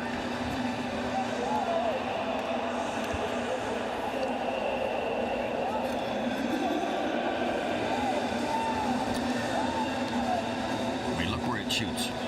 right out to the right fielder, Cowser, who quickly gets it in. His hamstrings might hurt tomorrow, too. See where Cowser was, because he was swung way over toward right center field. There's a chance that ends up as a triple, but instead it's just a single, 1 out. There's Alex McKay, anchoring first base tonight. He'll have the plate tomorrow night. 3-hit day for Liam Hicks. Otto Lopez has bounced to short and line to center.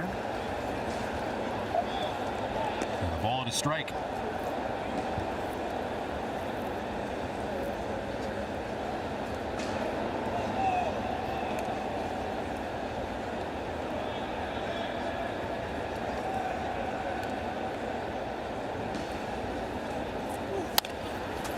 Off the fist, that'll dribble foul. That was right in the kitchen of Otto Lopez. He's feeling it. I like that sequence, too, because the pitch before that was a two-seamer away, and then he just runs that two-seamer right in on the hands of Otto Lopez.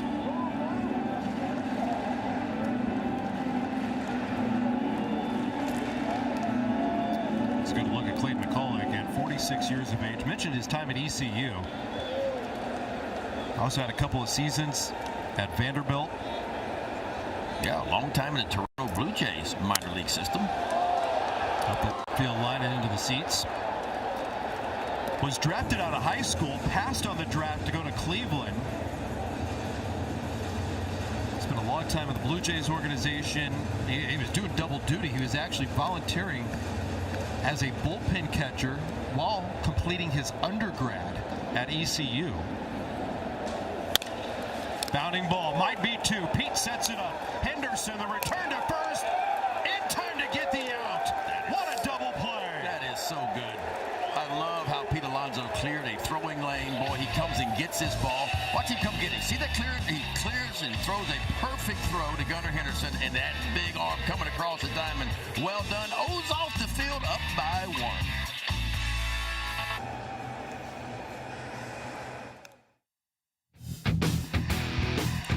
Our Nissan Pitchcast, a double play by Pete Alonso and a pair of doubles by Pete Alonso. I tell you what, he heated up in New York. The swings have been much better, and I love how he's just got enough bat left for the off-speed stuff. Because Alcantara's been kind of just pounding him with the off-speed stuff. Petey's been right on time. Back-to-back doubles, 2 RBIs on the night. And he's plated a pair of runs. Big-time damage coming out of that number 4 and 5 spot. Driving in all 5 runs tonight. 3 extra base hits with Alonso and Samuel Basayo.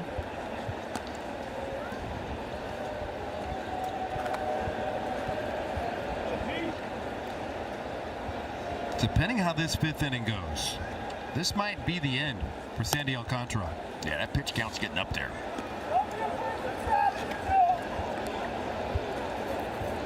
He is at 87. Alcantara threw 104 his last time out against the Dodgers.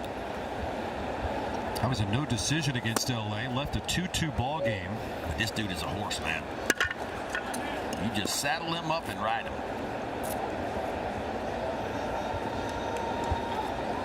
A lot of traffic tonight. Hits, a couple of walks. And how about that? A 4-pitch walk to Alonso, who's aboard for the 3rd time tonight. And a 3-0 breaking ball. Shows the kind of respect Alcantara has for the Polar Bear. You know, and a guy that he's owned. Well, the advanced scouting paid off. Because if you were watching the Yankee series, Pete Alonso hit 2 long home runs, both on fastballs. So, and a lot of off-speed pitches from Alcantara tonight to Pete Alonso.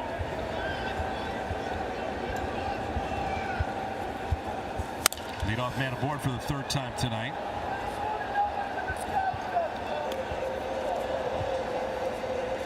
Entering tonight, those are the splits.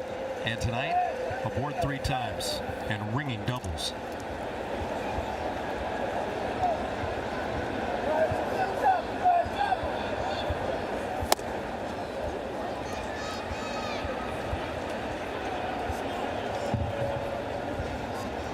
Sam I Am did it his last time when he had 2 strikes on him. Shortened up a little bit, put a ball in play, and boy, it netted him 2 runs. And the Marlins going to get a little activity going. That is Anthony Bender, the right-hander.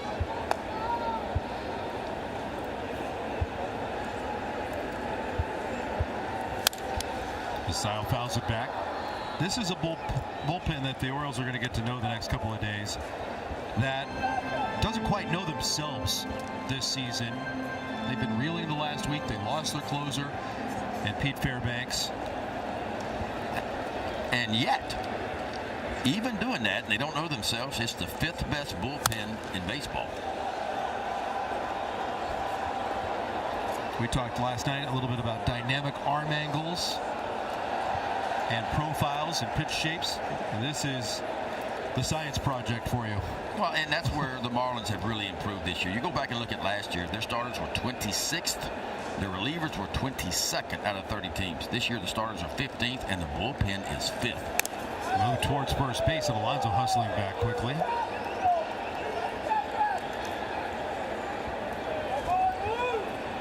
Hicks gave the dugout a look like, I'm not too sure. You might want to have a long look at that one. They say play on.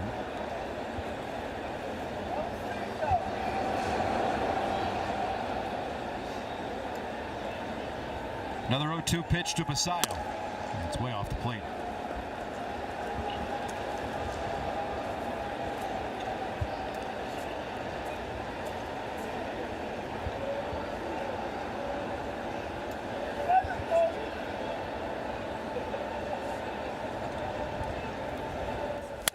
Basayo sizzles another one.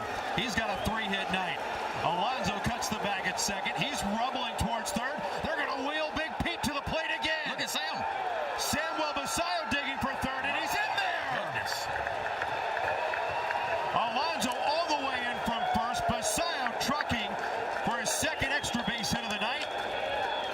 Boy, Sam, I am, huh? A double, a single, and now a triple. And he's a long one away from the cycle, folks. Y'all might want to hang around and watch this game.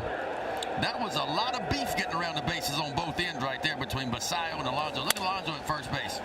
He is off and moving. He sees this ball in the right center field gap. He's got an idea that he's going to score right here. Touches third base and drops an anchor. And look at Big Sam just rumbling around second base. He ends up at third. Boys are putting on a show tonight. First career triple for Samuel Basayo. 4 RBIs on the night for Big Sam. Fouled away by Leody Taveras. Man, somebody get some oxygen out. What a cool Just kind of slide. slid right there. Yeah. Just strikes a pose with his triple. I wish I was half that cool.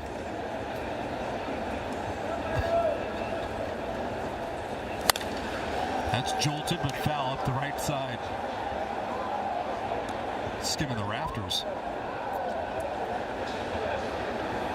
Boy, another big at bat for the Orioles here. Situational hitting. And Leody Taveras find a way to get Big Sam home with just 1 out. Or nobody out, I should say. Infield in tight for Miami.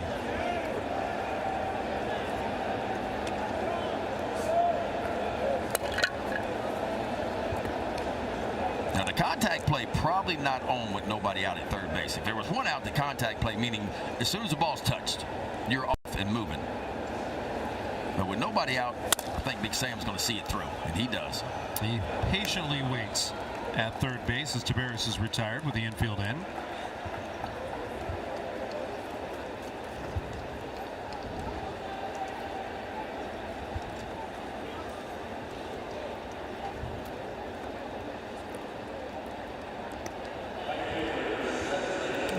Pitches even for Sandy Alcantara. Infield's going to play in again.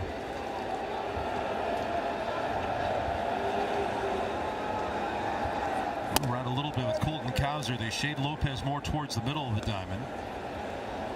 Right there on the bottom of your screen. You can see Buck Britton, Oriole third base coach, all in the ear of Samuel Basayo. Setting up his footwork. Pitch is fouled away.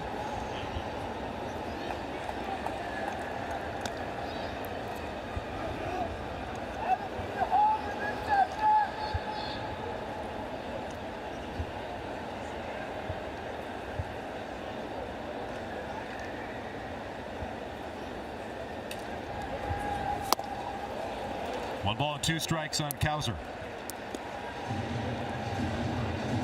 This feels like a must run for the Orioles right here and right now. Runner at third, nobody out. One was already in. Tavares grounds out to second. Couldn't get the run home. Now it's up to Cowser. He's battling.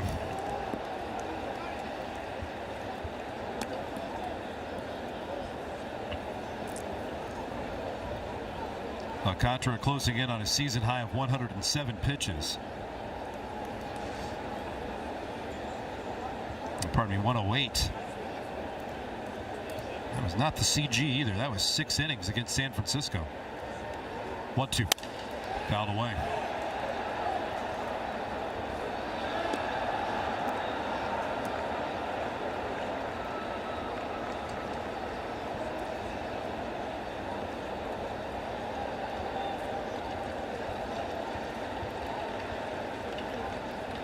They play in on the diamond, deep in straightaway center.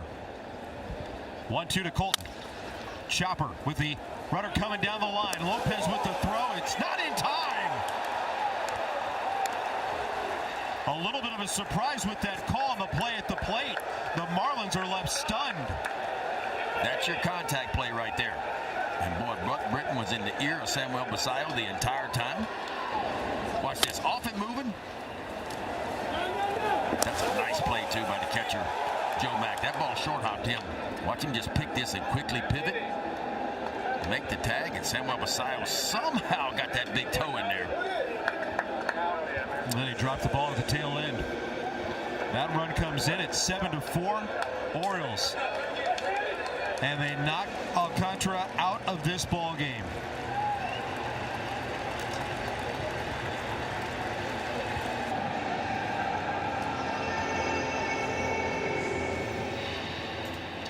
Well, the Marlins will turn to their first reliever of the night in the way of Anthony Bender, making his 16th appearance. ERA a little bit elevated. 13 innings of work so far. Opponents hitting .224 off the right-hander, Bender. Sweeping slider, sinker and a four-seam fastball, slider, and a changeup to go with it. His best pitch so far this year has been that sweeping slider. Opponents hitting .179 off of it. Hasn't allowed a run in 6 games. And here it's the runner at first. And Kobe Mayo starts off with ball 1 at 97 miles an hour.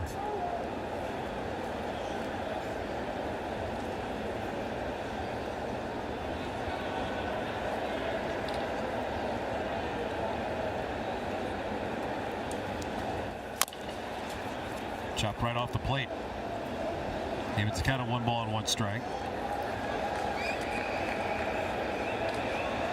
That's Colton Cowser. That was a good battle. Yep, he did exactly what he needed to do. Fought off some tough pitches and finally put a ball in play. And got Samuel Basallo home for the Orioles' 7th run of the game.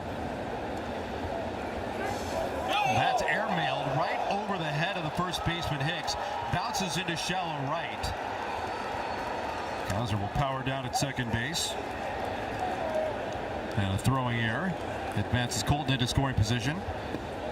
Yeah, Colton doesn't have a big lead at all either. This ball just sails over the first baseman Hicks's head.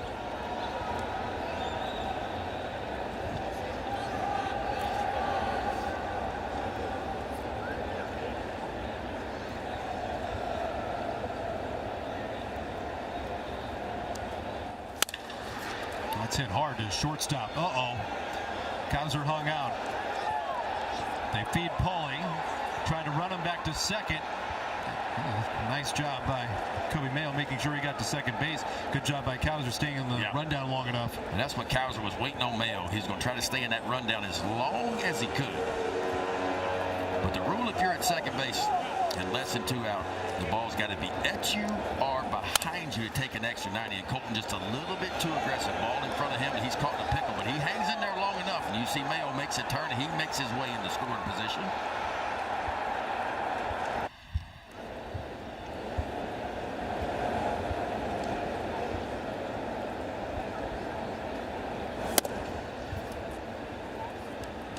Backup sweeper on Blaze Alexander for ball 1. Now, a move like that less glaring when you've got a 3-run lead. Well, and it's less glaring when the guy that hit the ball ends up at second base, and that's the main part. Now, if Mayo would have hung up at first base, it looks worse, right? But he just kind of replaces Cowser. It was going to be an out either way, so he replaces Cowser, so nothing lost there, other than a teaching moment.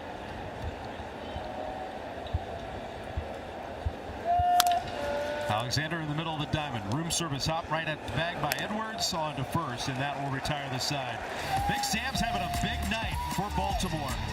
3 hits, 4 ribbies, and a 3-run lead for the Birds.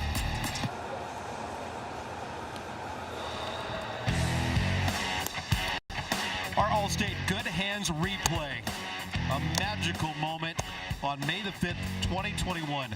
John Means going the distance and no-hitting the Seattle Mariners. The first Orioles no-hitter since 1969, delivered by our own Jim Palmer. How about that game? Me and Scotty Garceau did that game. And John Means was 1 pitch away from a perfect game. Strike 3 got away from Severino and kicked back to the backstop. Runner ends up getting on, but that's the only thing that kept him away from a perfect game that day. 12 strikeouts. Just an unbelievable feat by John Means, who we caught up with in Kansas City. That's a mile high. Pete Alonso waiting on the descent. Kyle Stowers is retired, leading off the 5th inning. That's taken over by Keegan Aiken. Yeah, Keegan Aiken making his 5th appearance of the year. Been roughed up a little bit early in the year. 3 2/3 is all he has worked so far. 4-seam fastball, a little slider and a changeup. Just recently got activated off the IL.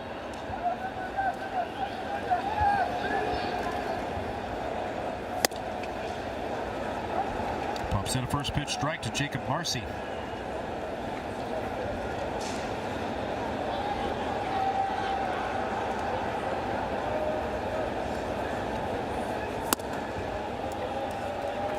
One ball and 1 strike.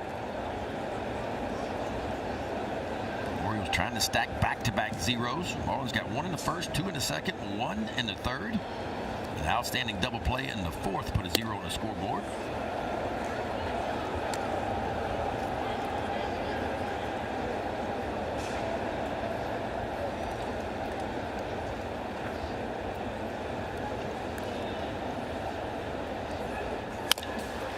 On a line towards right. Late break by Cowser. Comes racing in and gets there in time. 2 down. Well, let's take a look at our 2 starting pitchers. Bassett works 4 in the 3rd for Alcantara. Bassett ends up giving 4 earned runs, 3 walks, 3 strikeouts. Control a little bit of an issue for him with the hit batters, and Alcantara, boy, his worst start of the year. 7 earned runs and just 4 in the 3rd.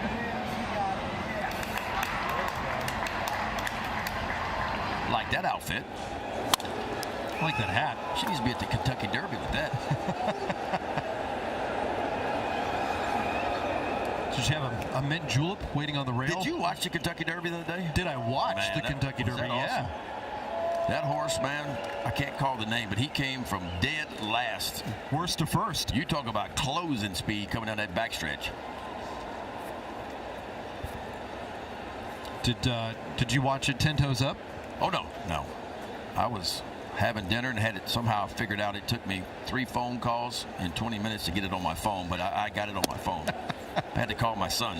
A lifeline? You had to use one of your lifelines? Golden Tempo, by the way, made Golden Tempo Derby history. Did I see all but one of the horses in the Derby was a descendant of Secretariat? You know what? You and I were talking about that leading in. I mean, is that amazing? Yeah.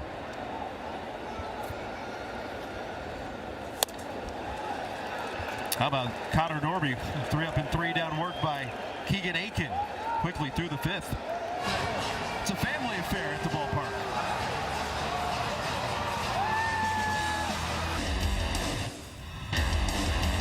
Fans can stream Massive Plus on iOS and Android mobile devices, Apple TV, Amazon Fire TV, and Roku.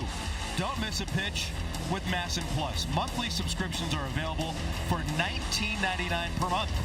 Find out more. Go to MassonSports.com or scan the QR code on your screen and get yours today. Well, the Marlins will turn to their second reliever of the night in the way of Michael Peterson, having a pretty good year, making his 12th appearance, a solid ERA. Opponents hitting 196 off the right-hander, 13 strikeouts in his 12 1/3, 5 walks. It's Gunnar Henderson leading off. First pitch over for a called strike. Another good arm, too. Another mid to upper 90s fastball.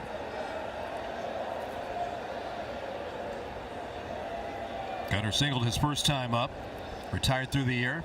His next 2 trips in. Behind 0-2. Good look at Peterson. Biggest opportunity of his career this season with Miami. He's been on and off of waivers over the last couple of years. Back with the Marlins again, one of the 5 big league clubs that he's pitched for. And he gets Henderson down on strikes to open up the 6th inning. Hasn't had a ton of runway through Atlanta and Miami last year, combined to make 15 appearances. That's a good breaking ball. I mean, 2 fastballs, both at 98 to the outside part, and a breaking ball down and in. Big guy, too. 6'7", lean, 195 pounds is Peterson. Will turn 32 next weekend.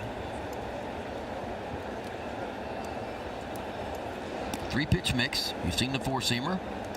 Little slider and changeup.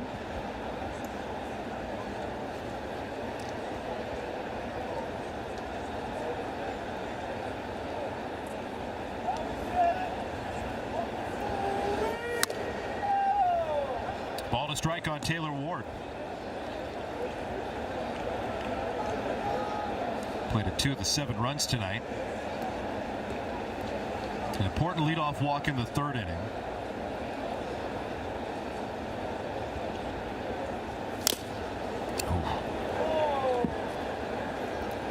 Right on the mask of Joe Mack. Welcome to the big leagues.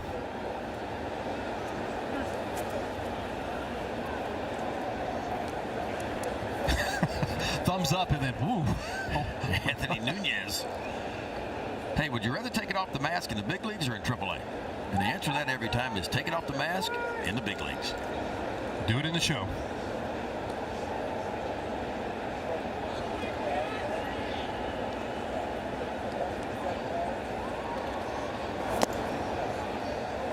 Two balls and 2 strikes on Ward.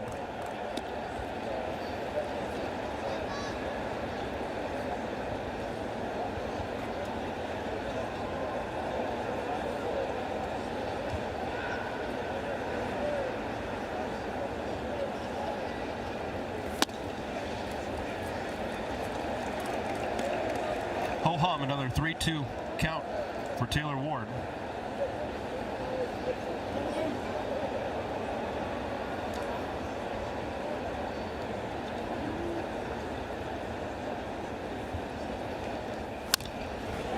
And the battle will begin.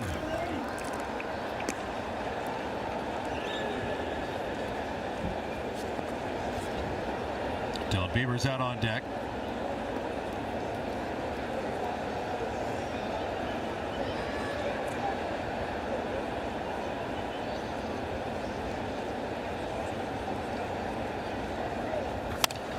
That's popped up off the fist, back out of play. Man, that's a big arm right over the top.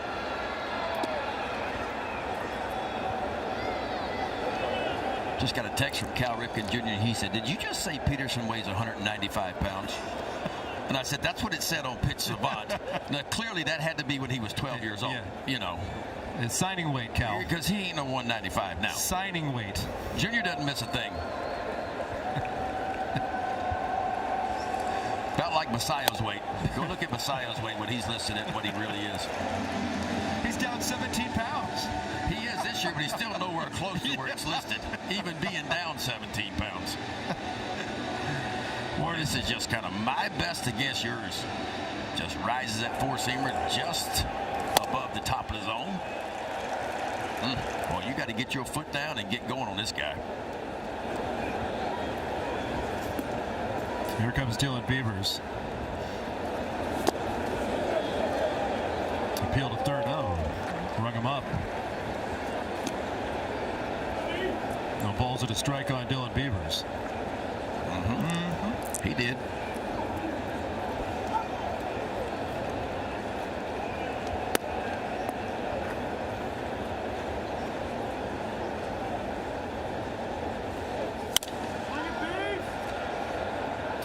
To the count on Beavers.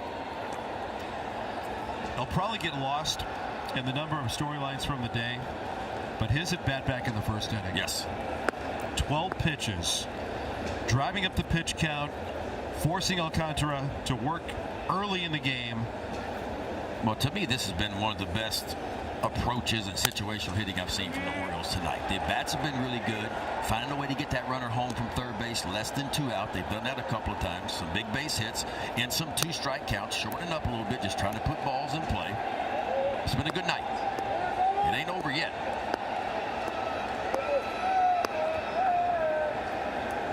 Seven 4 leaders in the 6th. That's up high. You can hear the encouragement coming from that first base dugout.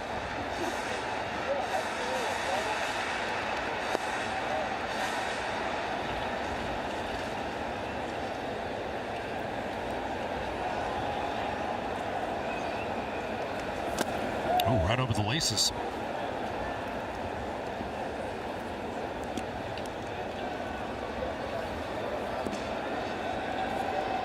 The polar bear waiting his turn. He's had himself a big night, too.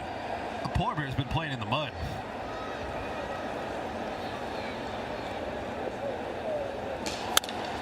That's swatted up the left field line. Stowers cruising underneath it. Makes the play. That'll retire the side. Birds turned away 1-2-3 here in the 6th inning. 7-4. O's on the road in South Beach. And enjoying. Hey, go O's. Good to see you.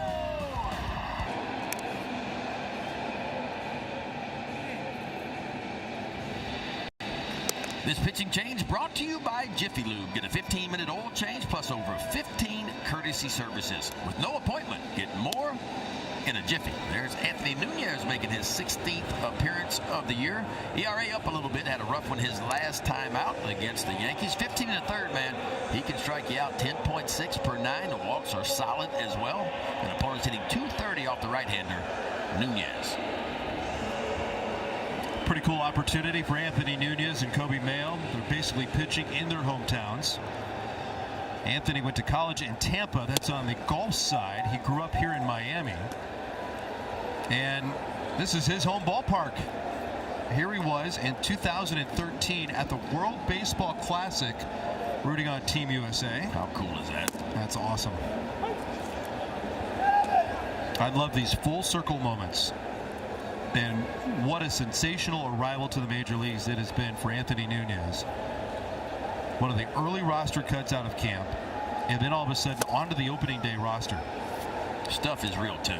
I know he gave up a few his last time out. But that fastball's averaging a little over 96. A little sweeping slider. You just saw a really good changeup. He'll sink it every now and then. But man, opponent's hitting just .091 off that sweeping slider of his. It is a real weapon. Pitched on Saturday in that ball game you talked about. Walks to Rice and Judge. I like this. This is very Miami on the cleats.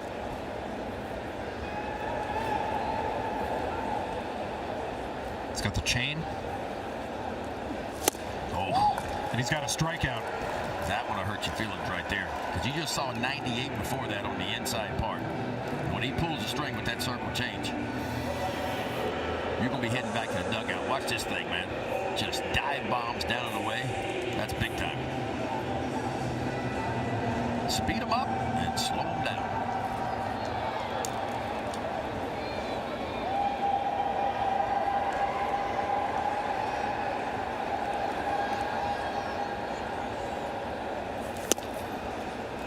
Oh, and Casey takes low ball 1.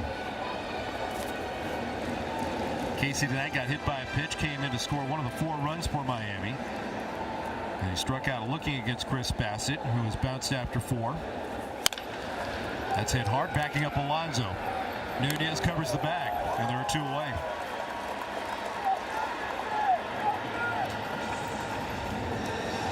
Score big on authentic gear at MLBshop.com. From official jerseys and memorabilia to hats and hoodies, we've got you covered all season long. Visit MLBshop.com/Orioles, the official source for your Orioles gear. Well, the Orioles working on their third consecutive scoreless inning.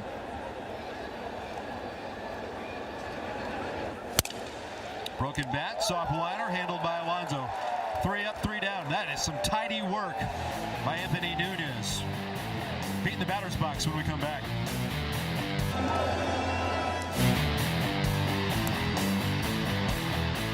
Lock in your lock-up seats or hospitality package today and save big. Group seating offers a wide variety of seating and pricing options to fit any group's needs. Visit Orioles.com/groups to learn more. All right, the Marlins will go with their third reliever of the night in the way of Josh Eknes. Eknes making just his second appearance of the year. His first appearance, just 1 inning of work, and it was a perfect 1 inning for him. That was Sunday against the Phillies. 4-seam fastball, sweeper, and a slider. And it's another big arm. Fastball is going to average 98. Seems like everybody's come out of the bullpen tonight, throws 98. And he gets Pete Alonso. And they ask for an appeal down to first. Pete takes the sweeper. Has for ball Pete 1. even seen a fastball tonight? We'll have to go back and look. But if he has, he hasn't seen many of them. It was a show me one if that was the It's case. been a steady diet of all-speed pitches. Made the most of everything he's seen, though, over the plate. Well, that was nowhere near the plate. Just a bit outside.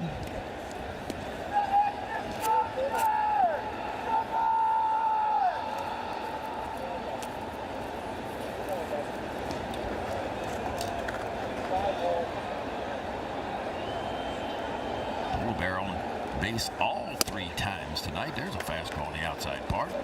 3 sinkers, 2 cutters. No 4-seamers, by the way, for Pete Alonso tonight. Well, he's done his damage on some off-speed stuff. 2 doubles, first 2 at-bats.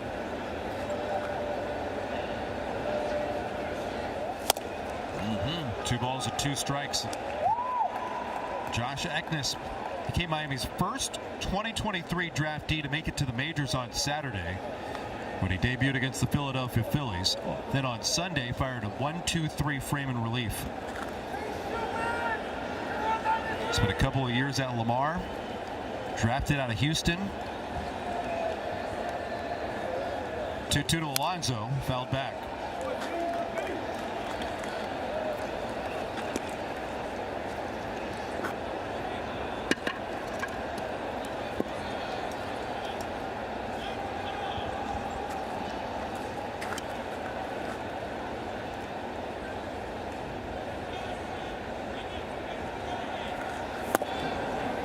Three balls and 2 strikes.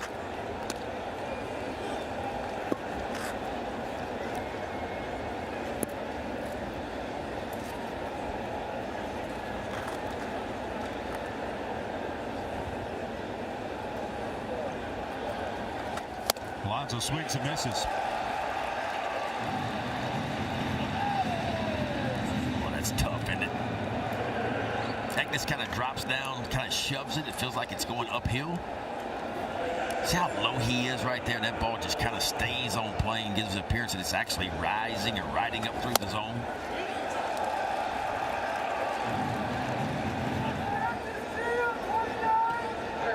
Tough to lay off of, and even harder to hit up there.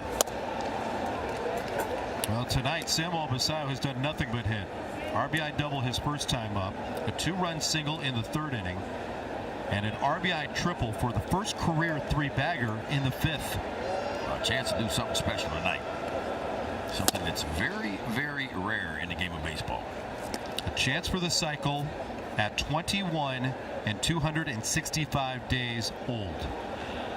Looking to become the 6th youngest player in Major League Baseball history. And he's got a chance to do it here in this count. Get your foot down and go.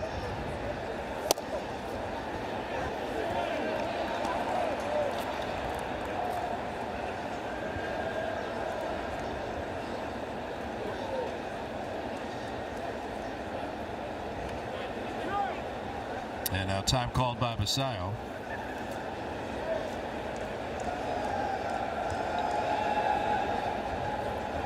21-year-old has not hit for the cycle since Ellie De La Cruz did it in June of 2023.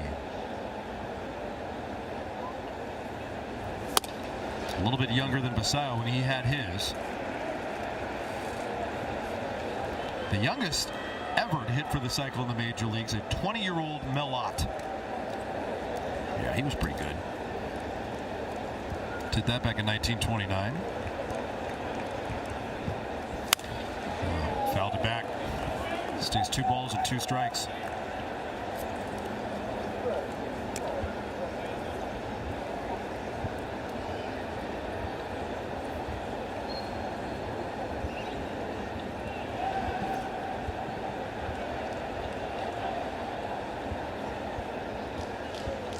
Two to Basayo. Tapped it off into the glove. Back-to-back strikeouts for Eknes. I'll tell you, it's a smoke show from Eknes, too. You can almost see the expression on Basayo's face walking back to the dugout. He didn't say it, but you can read it in his face like, wow. He foul-tipped it right into the glove.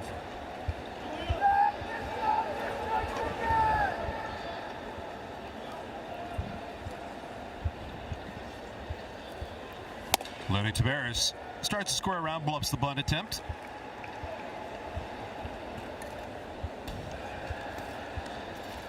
Leody trying to join the party. Orioles about hit the Marlins tonight, 8-6. Oh, hits that one well. Straightaway center. Marcy back with a little bit of room. 1-2-3 at bat by the Birds here in the 7th. Time to stretch on South Beach.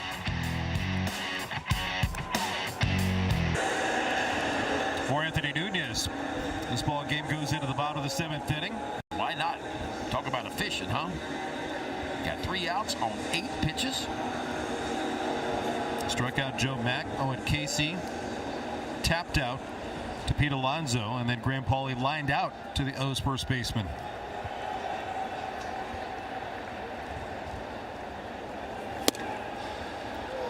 That first pitch strike to the leadoff man, Xavier Edwards. Edwards has been aboard twice tonight. Single and then scored on a wild pitch from Chris Bassett. Worked a walk against the right-hander in the 2nd.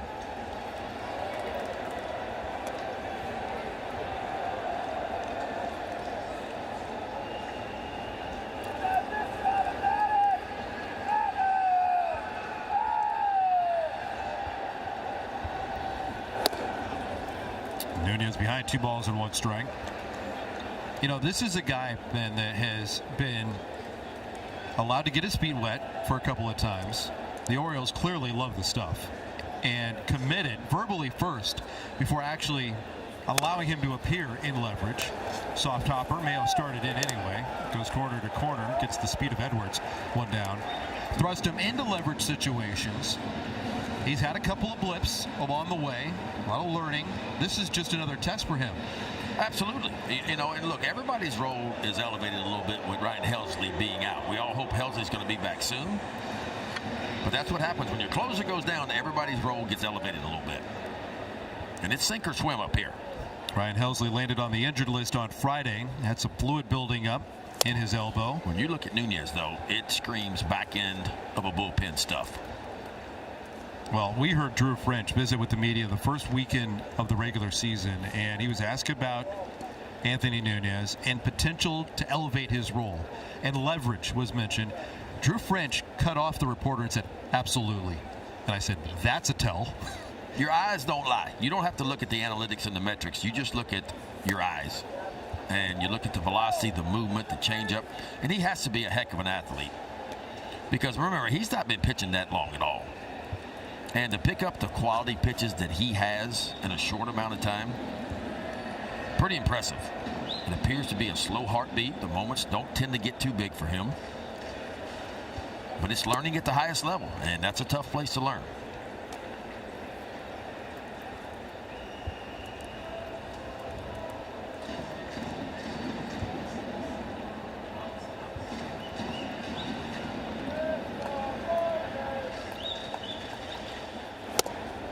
changeup. And that's what he's able to do with that changeup too, man. He can get himself in plus counts or hitter counts, whatever you want to call them, and he can land that off-speed pitch when he needs to. And he's always got 98 in his back pocket.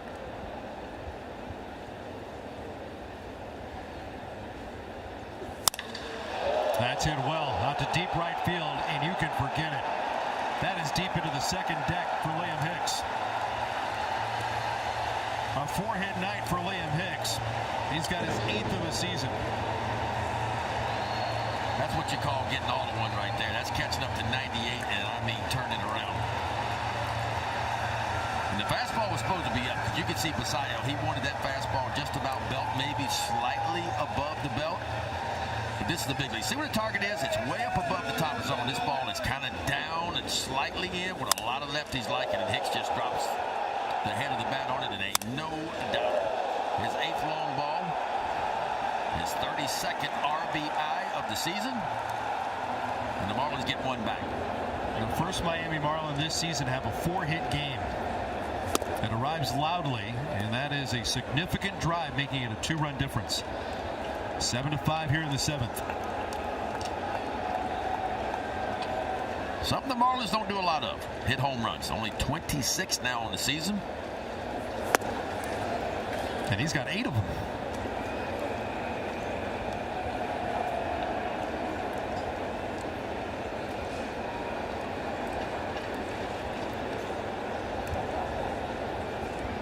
One to Otto Lopez. In the air, straightaway center. Racing Tavares back. Turn it around at the wall. And it's into the burn. The Marlins have gone back-to-back. Hicks has the pop. Lopez has a stunner to make it a 1-run game. So much for not hitting many home runs.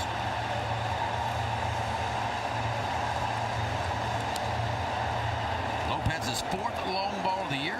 His 16th RBI. Well, that sinker came back right into the barrel, and you could see Basayo's reaction as soon as that ball touched the bat. He knew it. Straightaway center field over 400 feet.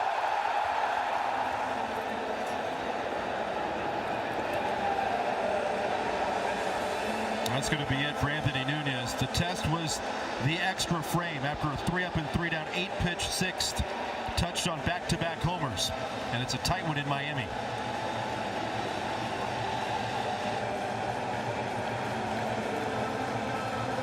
It's beautiful. It is the Truist Club, the newest private all-inclusive experience, providing a year-round platform to host clients, reward teams, and stand out in a crowded market. There's no planning, there's no logistics, there's no stress. You just show up. Prime home plate views combining the atmosphere of America's most iconic ballpark with a premier game day environment. Learn more at Orioles.com/Truist Club. Well, the Orioles are going to turn to their 3rd reliever tonight, the big lefty, Grant Wolfram. Wolfram making his 15th appearance of the year, 11 2/3. He can strike you out 18 of those, only 1 walk out of his 11 2/3. So an outstanding 18-to-1 strikeout to walk ratio for the big left-hander. Facing Kyle Stowers, who has yet to homer this season, who launched 25 of them last year.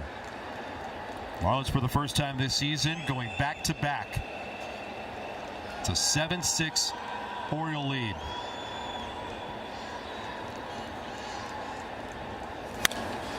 That's fisted away. Wolfram leans on that sinking fastball. It's high velocity, right at 96. Sweeper, curveball, occasional 4-seamer and slider. That sinking fastball and the sweeper, the 2 main pitches for Wolfram.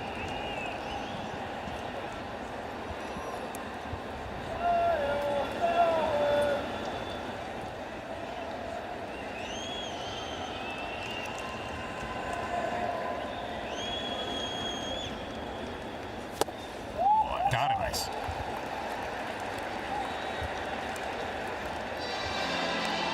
Now 19 strikeouts for Wolfram against that 1 walk. Boy, the command a lot better for Wolfram year to year.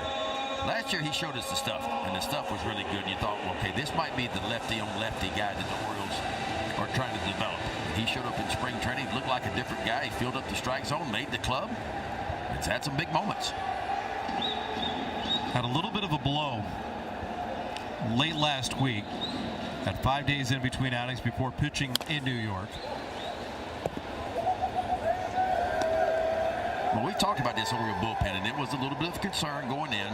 Did you really have that lefty matchup guy to come in and face, just like you just saw, the other team's best left-hander in Kyle Stowers? Keegan Aiken, kind of reverse splits guy. Dietrich Yen's a lot of ways a reverse splits guy. Well, Wolfram's a little bit different. One, he's got a big arm. Two, he kind of steps across his body, so it's going to be a little bit of an uncomfortable at bat for most left-handers, and this is a good pocket for him right here. When he can get ahead with that fastball and bend that breaking ball off the outside edge, he can have some success. That's a pretty good pitch right there. Yeah, Samuel Basayo's going to, he tapped his head. Oh, and now the home plate umpire, Roberto Ortiz, waved it off, but it looked like Basayo, he tapped it with his ball. The ball was in his hand. Ortiz was not looking at Samuel Basayo. He went to his head right away and palms up in that Oriole dugout. And I think a member of his crew is going to try to help him out here and say, I saw it, perhaps? Yes. Catcher is challenging the ball call. Good job by Alan Porter getting the attention. Yeah. Good to see everybody paying attention. There you go. Ball is overturned. Baltimore have one more challenge.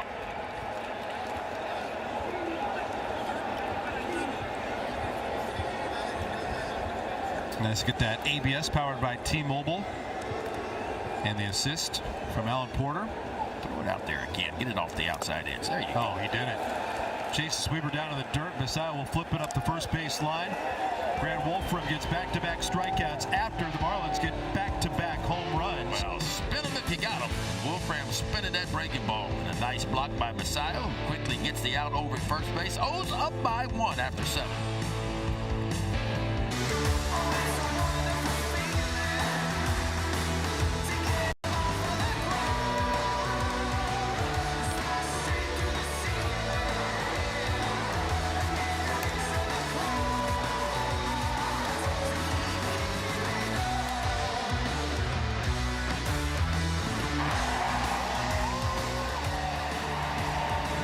Most fans hitting the road, joining us down south in Miami.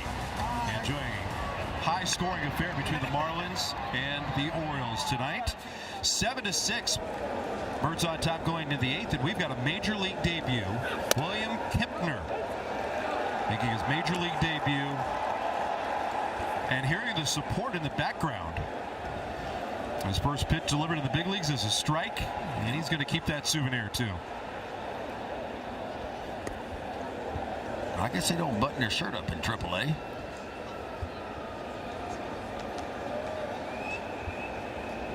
In the big leagues now, though, I want to button that thing up. But hey, when you got that kind of heater, he's grunting too. Well, that's a good one going 97 miles an hour on Cowser. Man, does everybody throw 97 to the bullpen now or higher? It's kind of like all we've seen so far tonight. They are in Miami. What makes you different, too? It's not the velocity. Again, looks like another low arm slot. It is an interesting angle with Kempner. It's funky. About 3/4.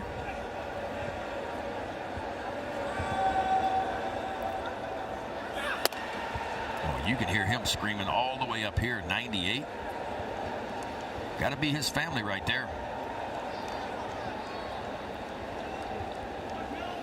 Big league debut. What's that heart rate right now? Button popping. 155, 160. And he snaps off a sweeper. And Joe Mack beaten up again. Well, Kempner was a quick call-up after Miami started to shake up their rotation this morning. He was added to the bullpen. They dropped Chris Paddock out of their rotation. He was... credit Clayton McCall for calling it like it is. The reason that he was designated for assignment was performance-related.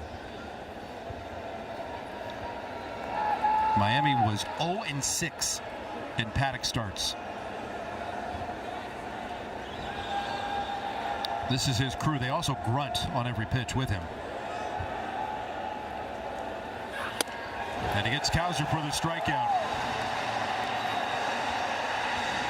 And they love it. They got extra buttons to open up. Nobody got their buttons hooked up.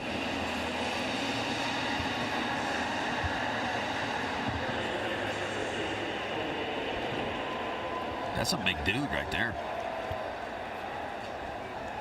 195? No, he ain't seen 195 in a while.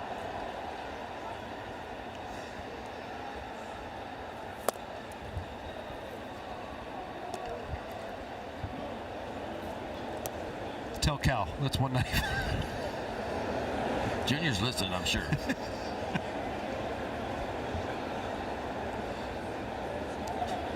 One to Mayo, popped up on the right side.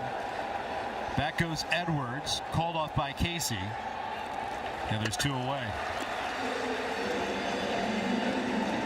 All right, I just got to look them up right here.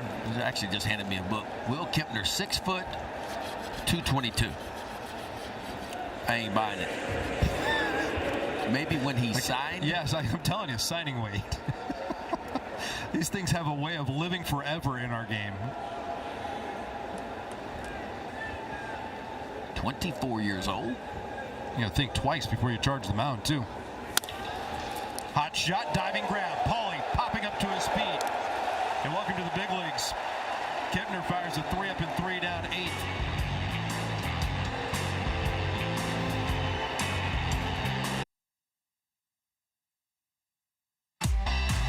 This copyrighted telecast is presented by the authority of the Orioles and may not be reproduced or retransmitted in any form.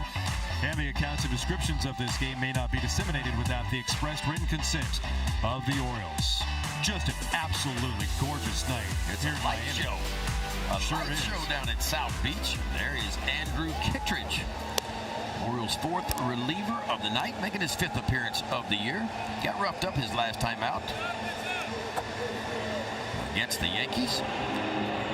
Andrew Kittredge. That slider leads the way. Throw it about 47, 48% of the time, then the sinking fastball behind it. That's the main 2 pitches. Every now and then he'll throw the 4-seam fastball. But the slider has been his best weapon typically. And when he's right, man, he's throwing 2-seam fastballs into the right-handers and working sliders down and away. Comes into a much different ball game than what it was leading into the 7th. But Liam Hicks and Otto Lopez hit back-to-back home runs. And all of a sudden, Miami is back in this game. Connor Norby, Joe Mack, and Owen Casey coming to the plate. Norby got hit by a pitch from Chris Bassett his first trip in. The Singleton struck out swinging. Yeah, you went around. 1 ball and 1 strike now on Norby. Baltimore's 2nd rounder back in 2021, now 25 years old.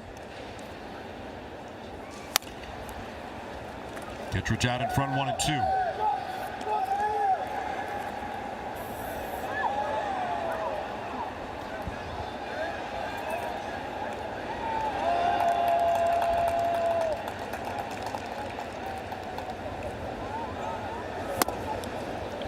Two balls and 2 strikes on Norby.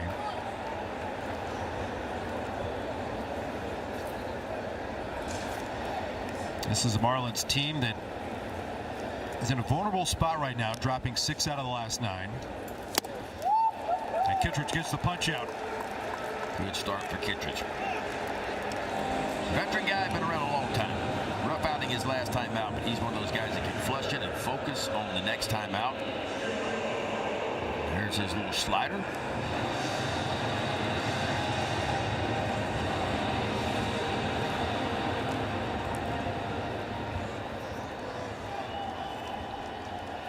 Brings up Joe Mack.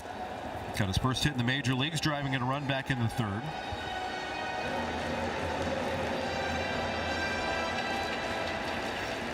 Got the call when his ball club was in Durham, North Carolina, playing the Bulls. Got into the Raleigh airport, found a first-class ticket waiting on him, and he was so excited to tell his entire clubhouse about his first-class experience flying to meet the Marlins here in Miami. And his teammates were giving him a lot of griefs that, you know, we've heard a lot about the Oreos and the popcorn and the Sprite that you had on your first class ride down here. We need to talk about baseball now. 1 ball, 2 strikes.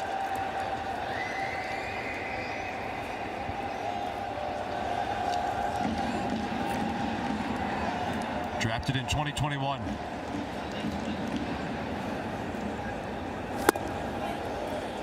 Good pitch. Better take. Really good pitch.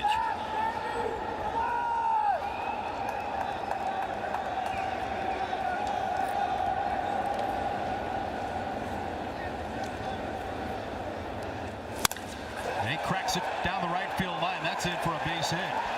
Cut off in the warning track by Cowser, and it'll be a long single for Joe Mack. It won't go noticed, but that's a nice play by Colton Cowser to quickly get to that ball and get it in. Hold that tying run. Keep it out of scoring position. See where Cowser is. Pretty well straight away right field. Top part of your screen. Watch how quickly he goes right here. Gets this ball and gets it in a hurry.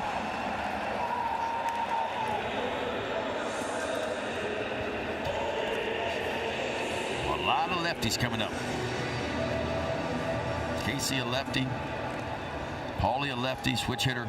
Edwards topped the lineup. He obviously hit from the left side, and then Hicks left-handed too. Good speed on. Pitch runner for Mack. And there goes Ruiz. Pitch taken low. Throw down to second. Not in time. Right into the ball game, and the wheels are turning. And the tying run does get into scoring position. Yeah, and Kittredge is one of those guys you can run on. Not sure what Messiah was talking to home plate umpire about right here.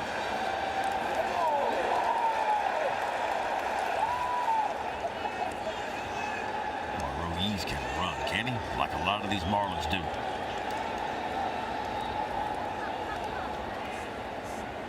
Second stolen base this season. And a bluff back at second base.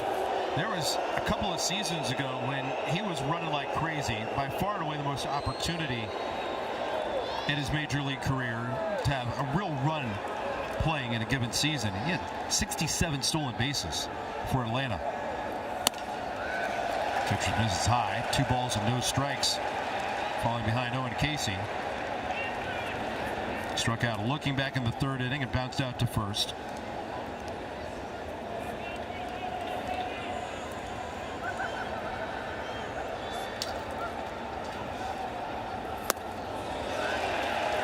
And this is low, and it's 3 balls and no strikes.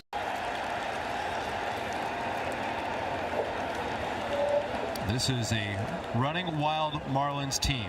Doesn't matter first to second, second to third. No. When you talk to some base runners, they'll tell you still in third might be easier than still in second. Casey swinging away on a 3-0 count. We saw Stowers swing away on a 3-0 count.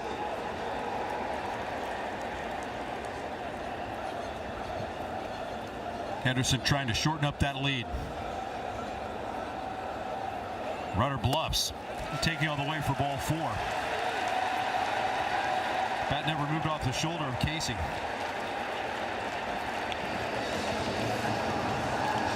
No, and once you get behind like that in first base open, I know the old rule of thumb is you never put the go-ahead run on base, but not that situation. Don't let him beat you there. You face the 9-hole hitter in Paulie.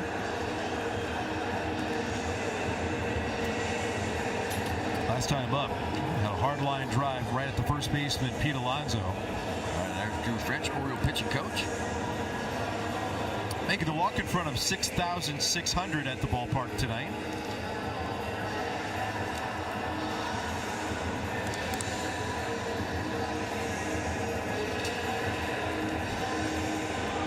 How quickly it can change, huh?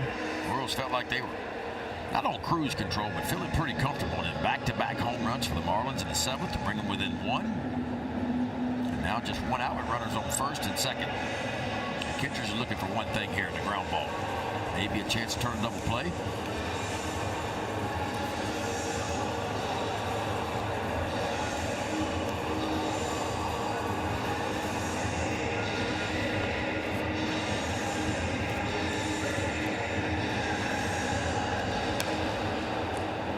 Rico Garcia loosening in the pen.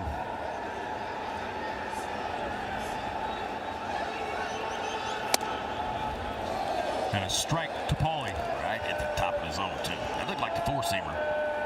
And Kittredge will do that every now and then.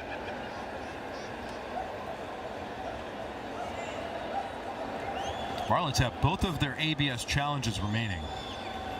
Runners take off from second to third. A pump fake by Basayo, and he throws it into left field. Ruiz up and dashing to the plate to tie it.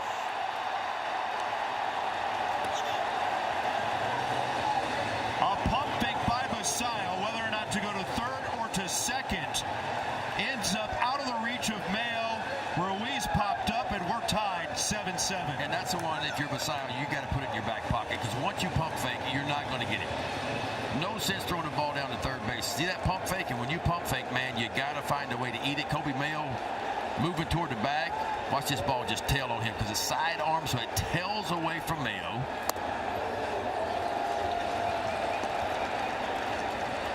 Two balls and a strike with Paulie taking low.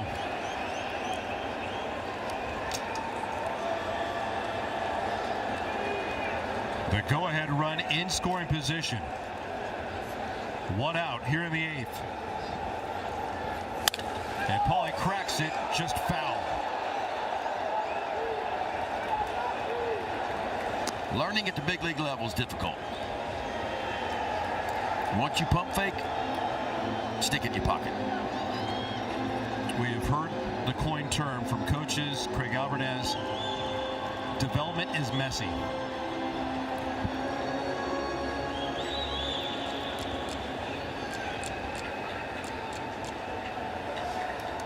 7-7 game in the eighth. The pitch in the air towards the line. Cowser running hard, reaching out, and he got it. Can he get him? The runner was way off second, and he got him. Oh, Colton Cowser, the milkman in the house. How good was that play right there? All the momentum into foul territory from Cowser. Full steam ahead to even get to the out. They're going to challenge. They're going to challenge. Did Gunnar Henderson get that left foot on the bag in time? Miami is challenging the Alcoff second base. Oh, it is really so close. I think he got him, though. Look at that throw by Cowser. I mean, all his momentum going towards the wall, throws across his body with some pace to it, and Gunnar Henderson trying to get that foot on there. Man, that is so close. The fingers might be above the bag when Cowser's toe hits. That's what I'm wondering. Now, I'm not seeing enough to overturn this. Calling the field always the most important one. It is a Hyundai Manager's Challenge, the Hyundai Getaway Sales Event. Deals so right it almost feels wrong. Only at your local Hyundai dealer. After review, the call on the field is overturned. The runner is safe. Miami retains their challenge. This is an incredible break for the Marlins. An incredible break. Casey nearly ran the fish out of the inning.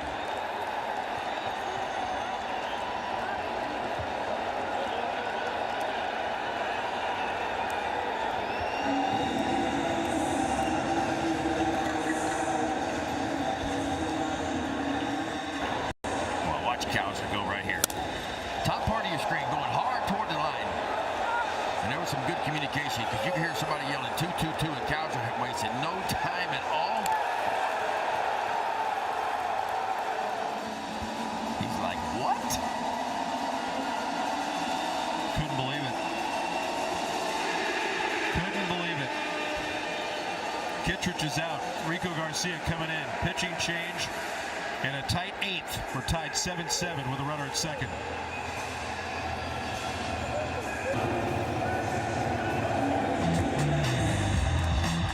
Tune in tomorrow, 6 o'clock.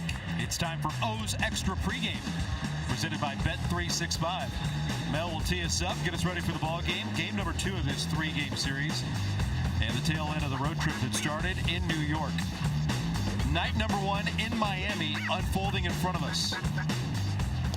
Rico Garcia gets the first swing and a miss. For strike 1 on Xavier Edwards. Garcia inherits the runner at second. The go-ahead run for the Marlins. Rico Garcia's 17th appearance, opponents hitting 0-22 off of him. 16 punch-outs in 14 2/3, 4 walks. Owen Casey thankful to be at second. Edwards 5 for 18 on the season with 2 outs and runners in scoring position.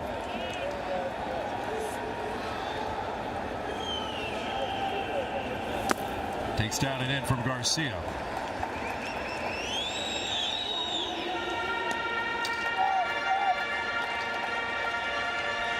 Rico's had a magnificent season. Numbers speak for themselves. Started the year with an 11-inning no-hitter. Now into the pressure cooker.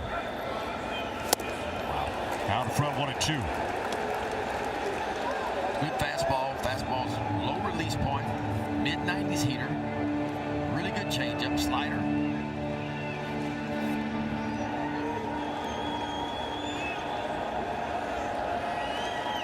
The pitch. Tracked outside. Pump fake by Machado just to ensure that Casey hustles back to second.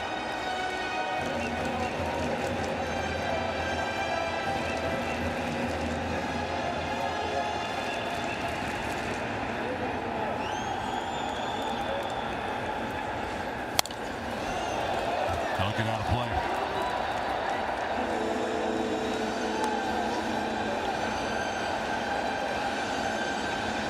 Some of the game's best right there. Mason Miller, Ryan Helsley, and Rico Garcia. How about that whiff rate in the zone? That is stout. In zone success. 2 of the 3 best in orange and black. Need a big pitch on the 2-2. Edwards just takes the ball. Oh, would have been a strike too.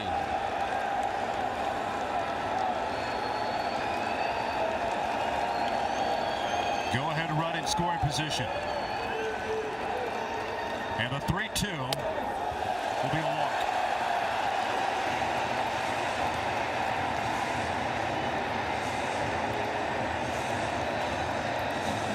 Now you get into the power spot. Liam Hicks, who's had a big night at the plate for Miami. 4 for 4, including a homer, 3 RBIs, and came in hitting 364 wags with runners in scoring position. And that number's going up.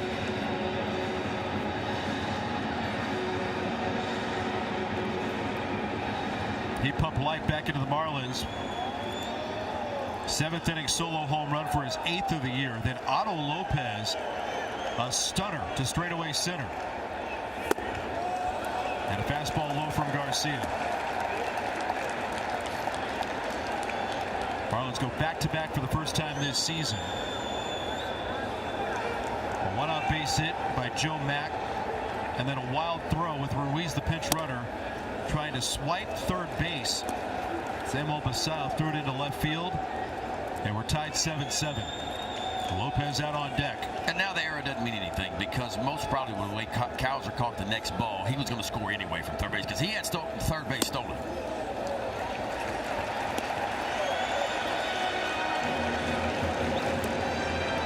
Two balls and 1 strike on Hicks. Casey and Edwards aboard. Good speed in the trail runner.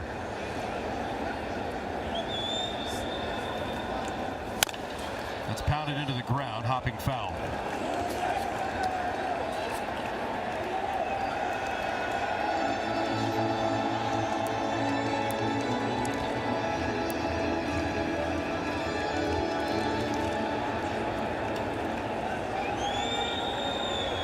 Outfielder's pretty shallow right now. Chance to throw the runner out at second base if there's a base hit, or out at home plate, I should say. There won't be one.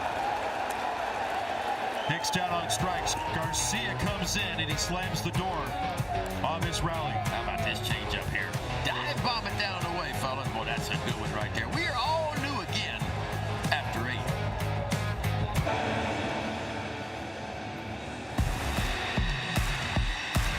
The Orioles' upcoming schedule is being brought to you by Science and Kirk.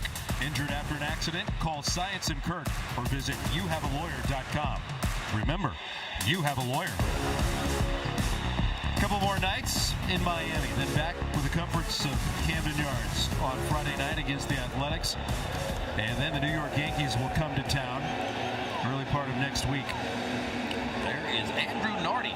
He'll be the the 6th reliever of the night for the Marlins, making his 15th appearance. ERA elevated for him. Opponents hitting .267 off the left-hander, Nardi. 14 strikeouts in 12 innings, but 9 walks. Keep an eye on that. 9 walks and 12 innings of work. Gunnar drives one in the air out to right field. Casey trots underneath it.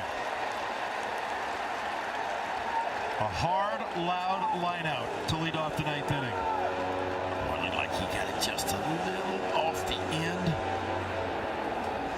Nardi, 4-seam fastball. He'll use it the most of the time, 50% of the time. Little sweeper, changeup, and a sinking fastball.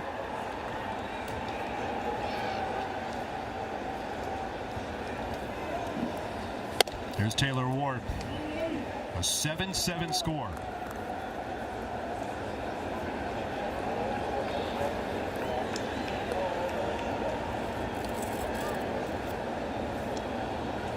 Tyler O'Neill out on deck to pinch hit against the lefty.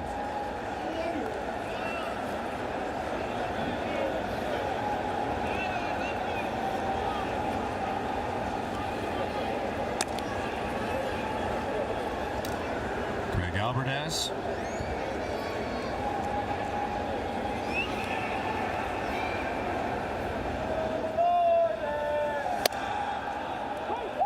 He's going to challenge it too. Moderate challenging the call strike. Look like it definitely got the plate. The question is it going to be a little bit high, or is it going to catch the top of the box? It's way high. Call is overturned. The audience have one for challenge. ABS powered by T-Mobile. That was so high they didn't even give us the inches. That's like, that's just a ball. You people know. 4-pitch walk. That's the result. Great start for the Birds here in the 9th inning. The go-ahead run is on. Well, we talked about Nardi. Good stuff, but he will walk you.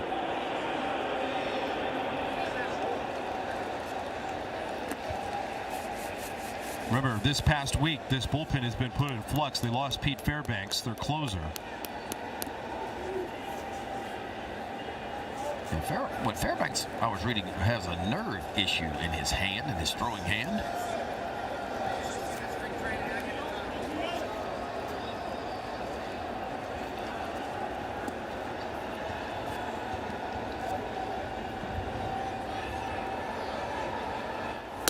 And Tyler O'Neill starts off with ball 1. Nerve irritation is the phrase used by the Marlins here.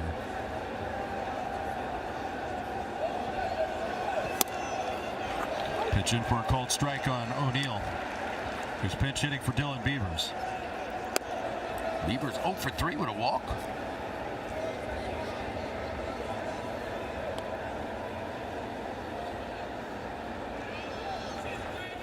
And O'Neill jolts one in the air, left center field. Ballpark's going to hold it.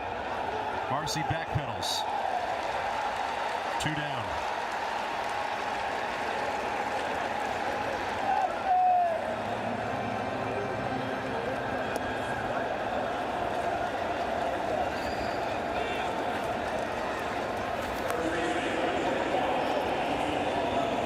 Here comes Big Pete.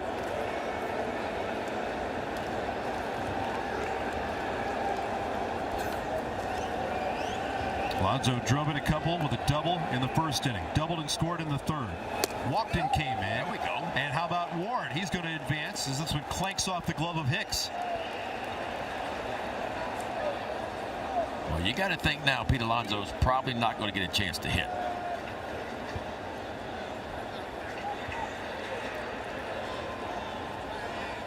Alonso with 15 career home runs in this ballpark. Tied with the Washington Nationals Park in D.C. Well, I take that back. He is going to hit. The reason why Adley Rutschman's standing on the on-deck circle. Yeah. Masayo's not there anymore.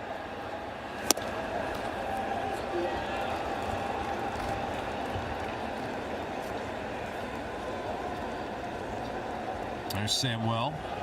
Tough league, isn't it? No kidding. 3 hits. Double, triple, and a single. 4 ribbies. Get pitch hit for. Alonso trying to come through here in the ninth. He took his hit streak to 6 consecutive. Green light here for Big Pete. Yeah. Is a school bus yellow? Yeah. I promise you. And he takes ball 4. Didn't give him much.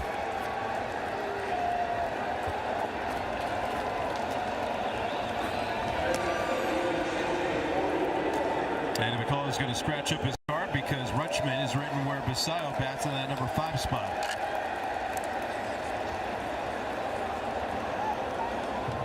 Adley collected his 500th career hit in New York yesterday.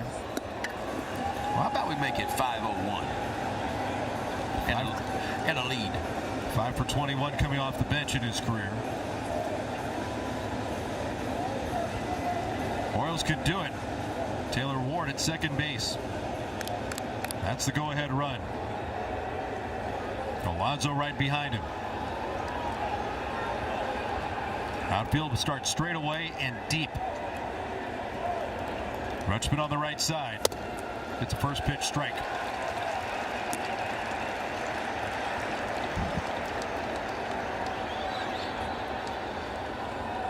I'm a little bit surprised how deep the Marlins outfield is, because with a base hit, you're not throwing out Taylor Ward if you're that deep. Rutschman takes upstairs.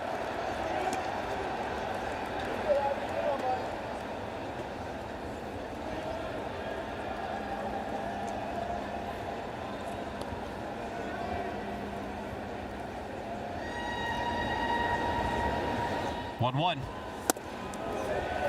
Called strike, and it's 1-2, and Adley's going to tap his cap.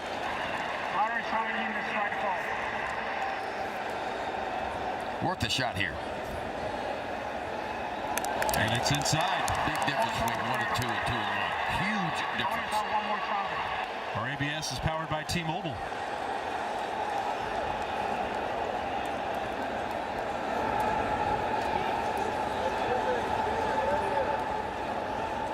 O's looking on.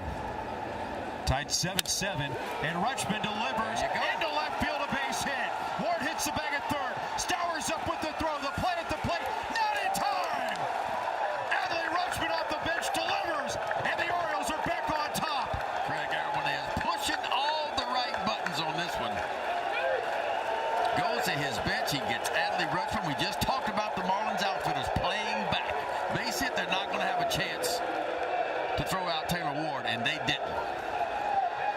Made it close to Kyle Stowers. He gets to this ball as quick as he can. This ball got in on the hands, but Rutschman so strong, just shoves it out left field. Here comes Stowers. Just a perfect hop to him, up and throw him to Taylor Ward.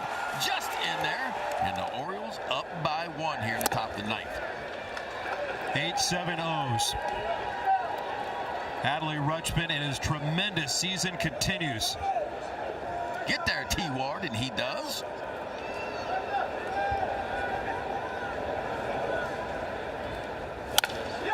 Line the other way, a base hit for Taveras. Come on. Alonso's coming around. Here's the throw. Yes. Not in time either. Alonso scores. Back-to-back RBI base hits for Baltimore. That's what I'm talking about, huh?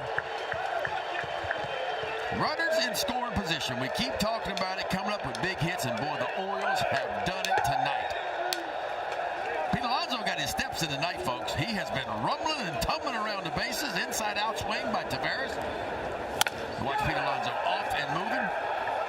Buck Britton looks like a Mojo Duck decoy over there, flapping his wings, and he gets the polar bear home, and the Orioles have scored 2 now.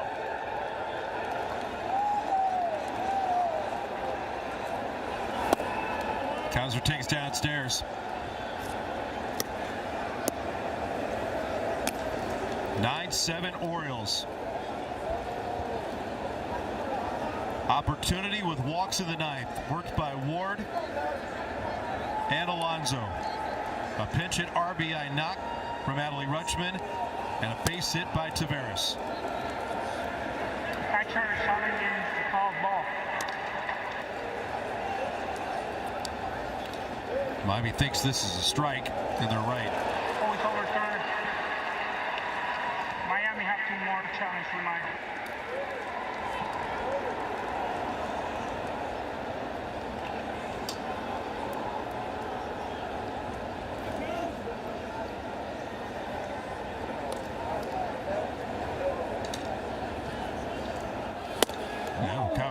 Cows are straightened up.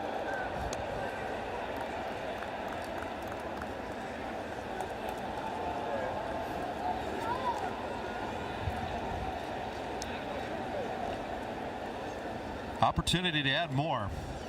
That outfield is still playing really deep.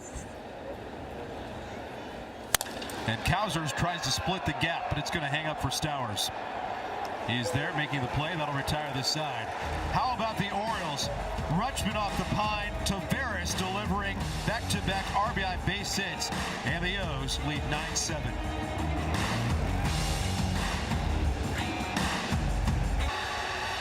Man, oh man, it's been a white-knuckle ride through this night in Miami. 9-7 Baltimore, and there are your ninth inning heroes, Adley Rutschman and Leody Taveras. Welcome to our perch here in Miami. Timing is everything for this Orioles club.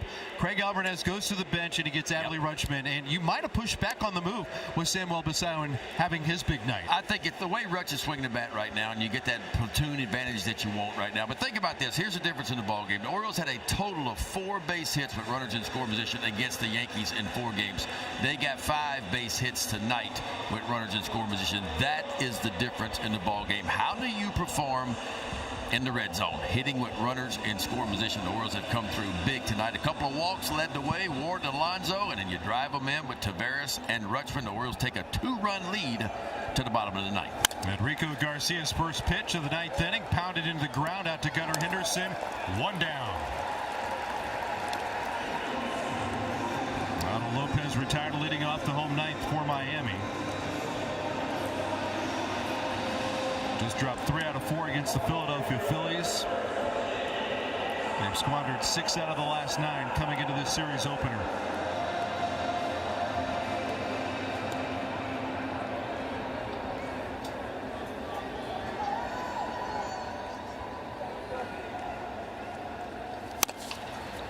And another ground ball. Alexander from third. 2 down. Orioles got that defensive package in. Alexander goes from second over to third. Jeremiah Jackson takes over at second.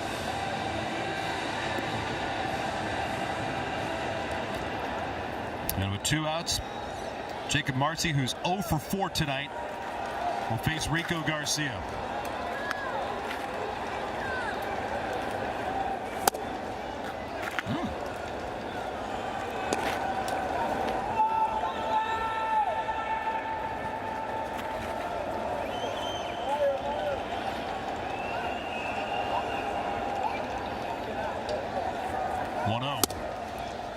Right over for a cold strike.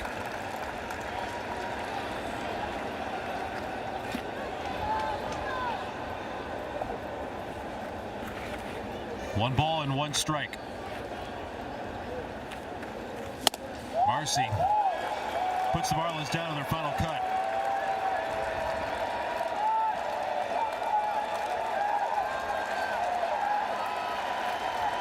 Huge night for Samuel Basayo and Pete Alonso. Huge night for the bullpen. Fouled back.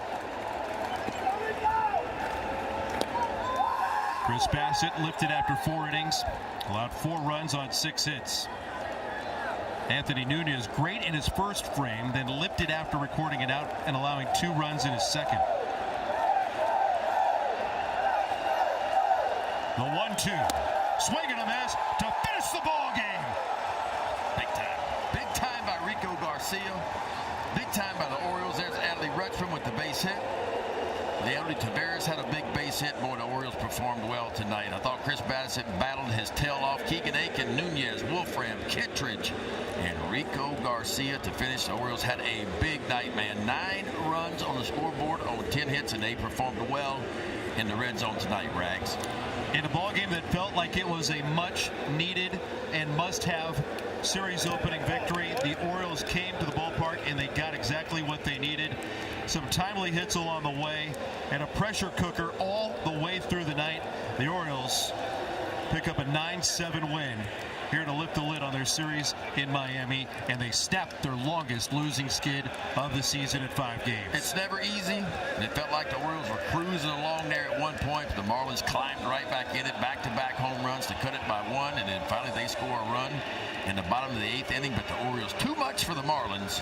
Tack on 2 in the top of the 9th inning, and the losing streak is over, and the Orioles will go to 16-20 on the year in a much-needed victory for the Orioles. Marlins have now dropped 7 out of the last 10, and they move to 16-20 on the season. They're going to huddle up and celebrate this one tonight on South Beach.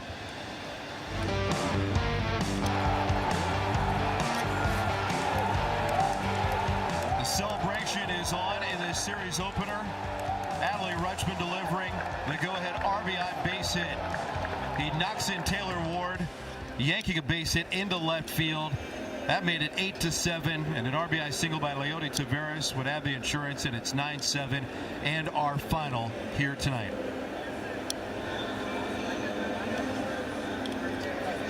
Coming up in a moment, we're going to hear from one of our stars of the game. Adley Rutschman will be on the field with Melanie Newman.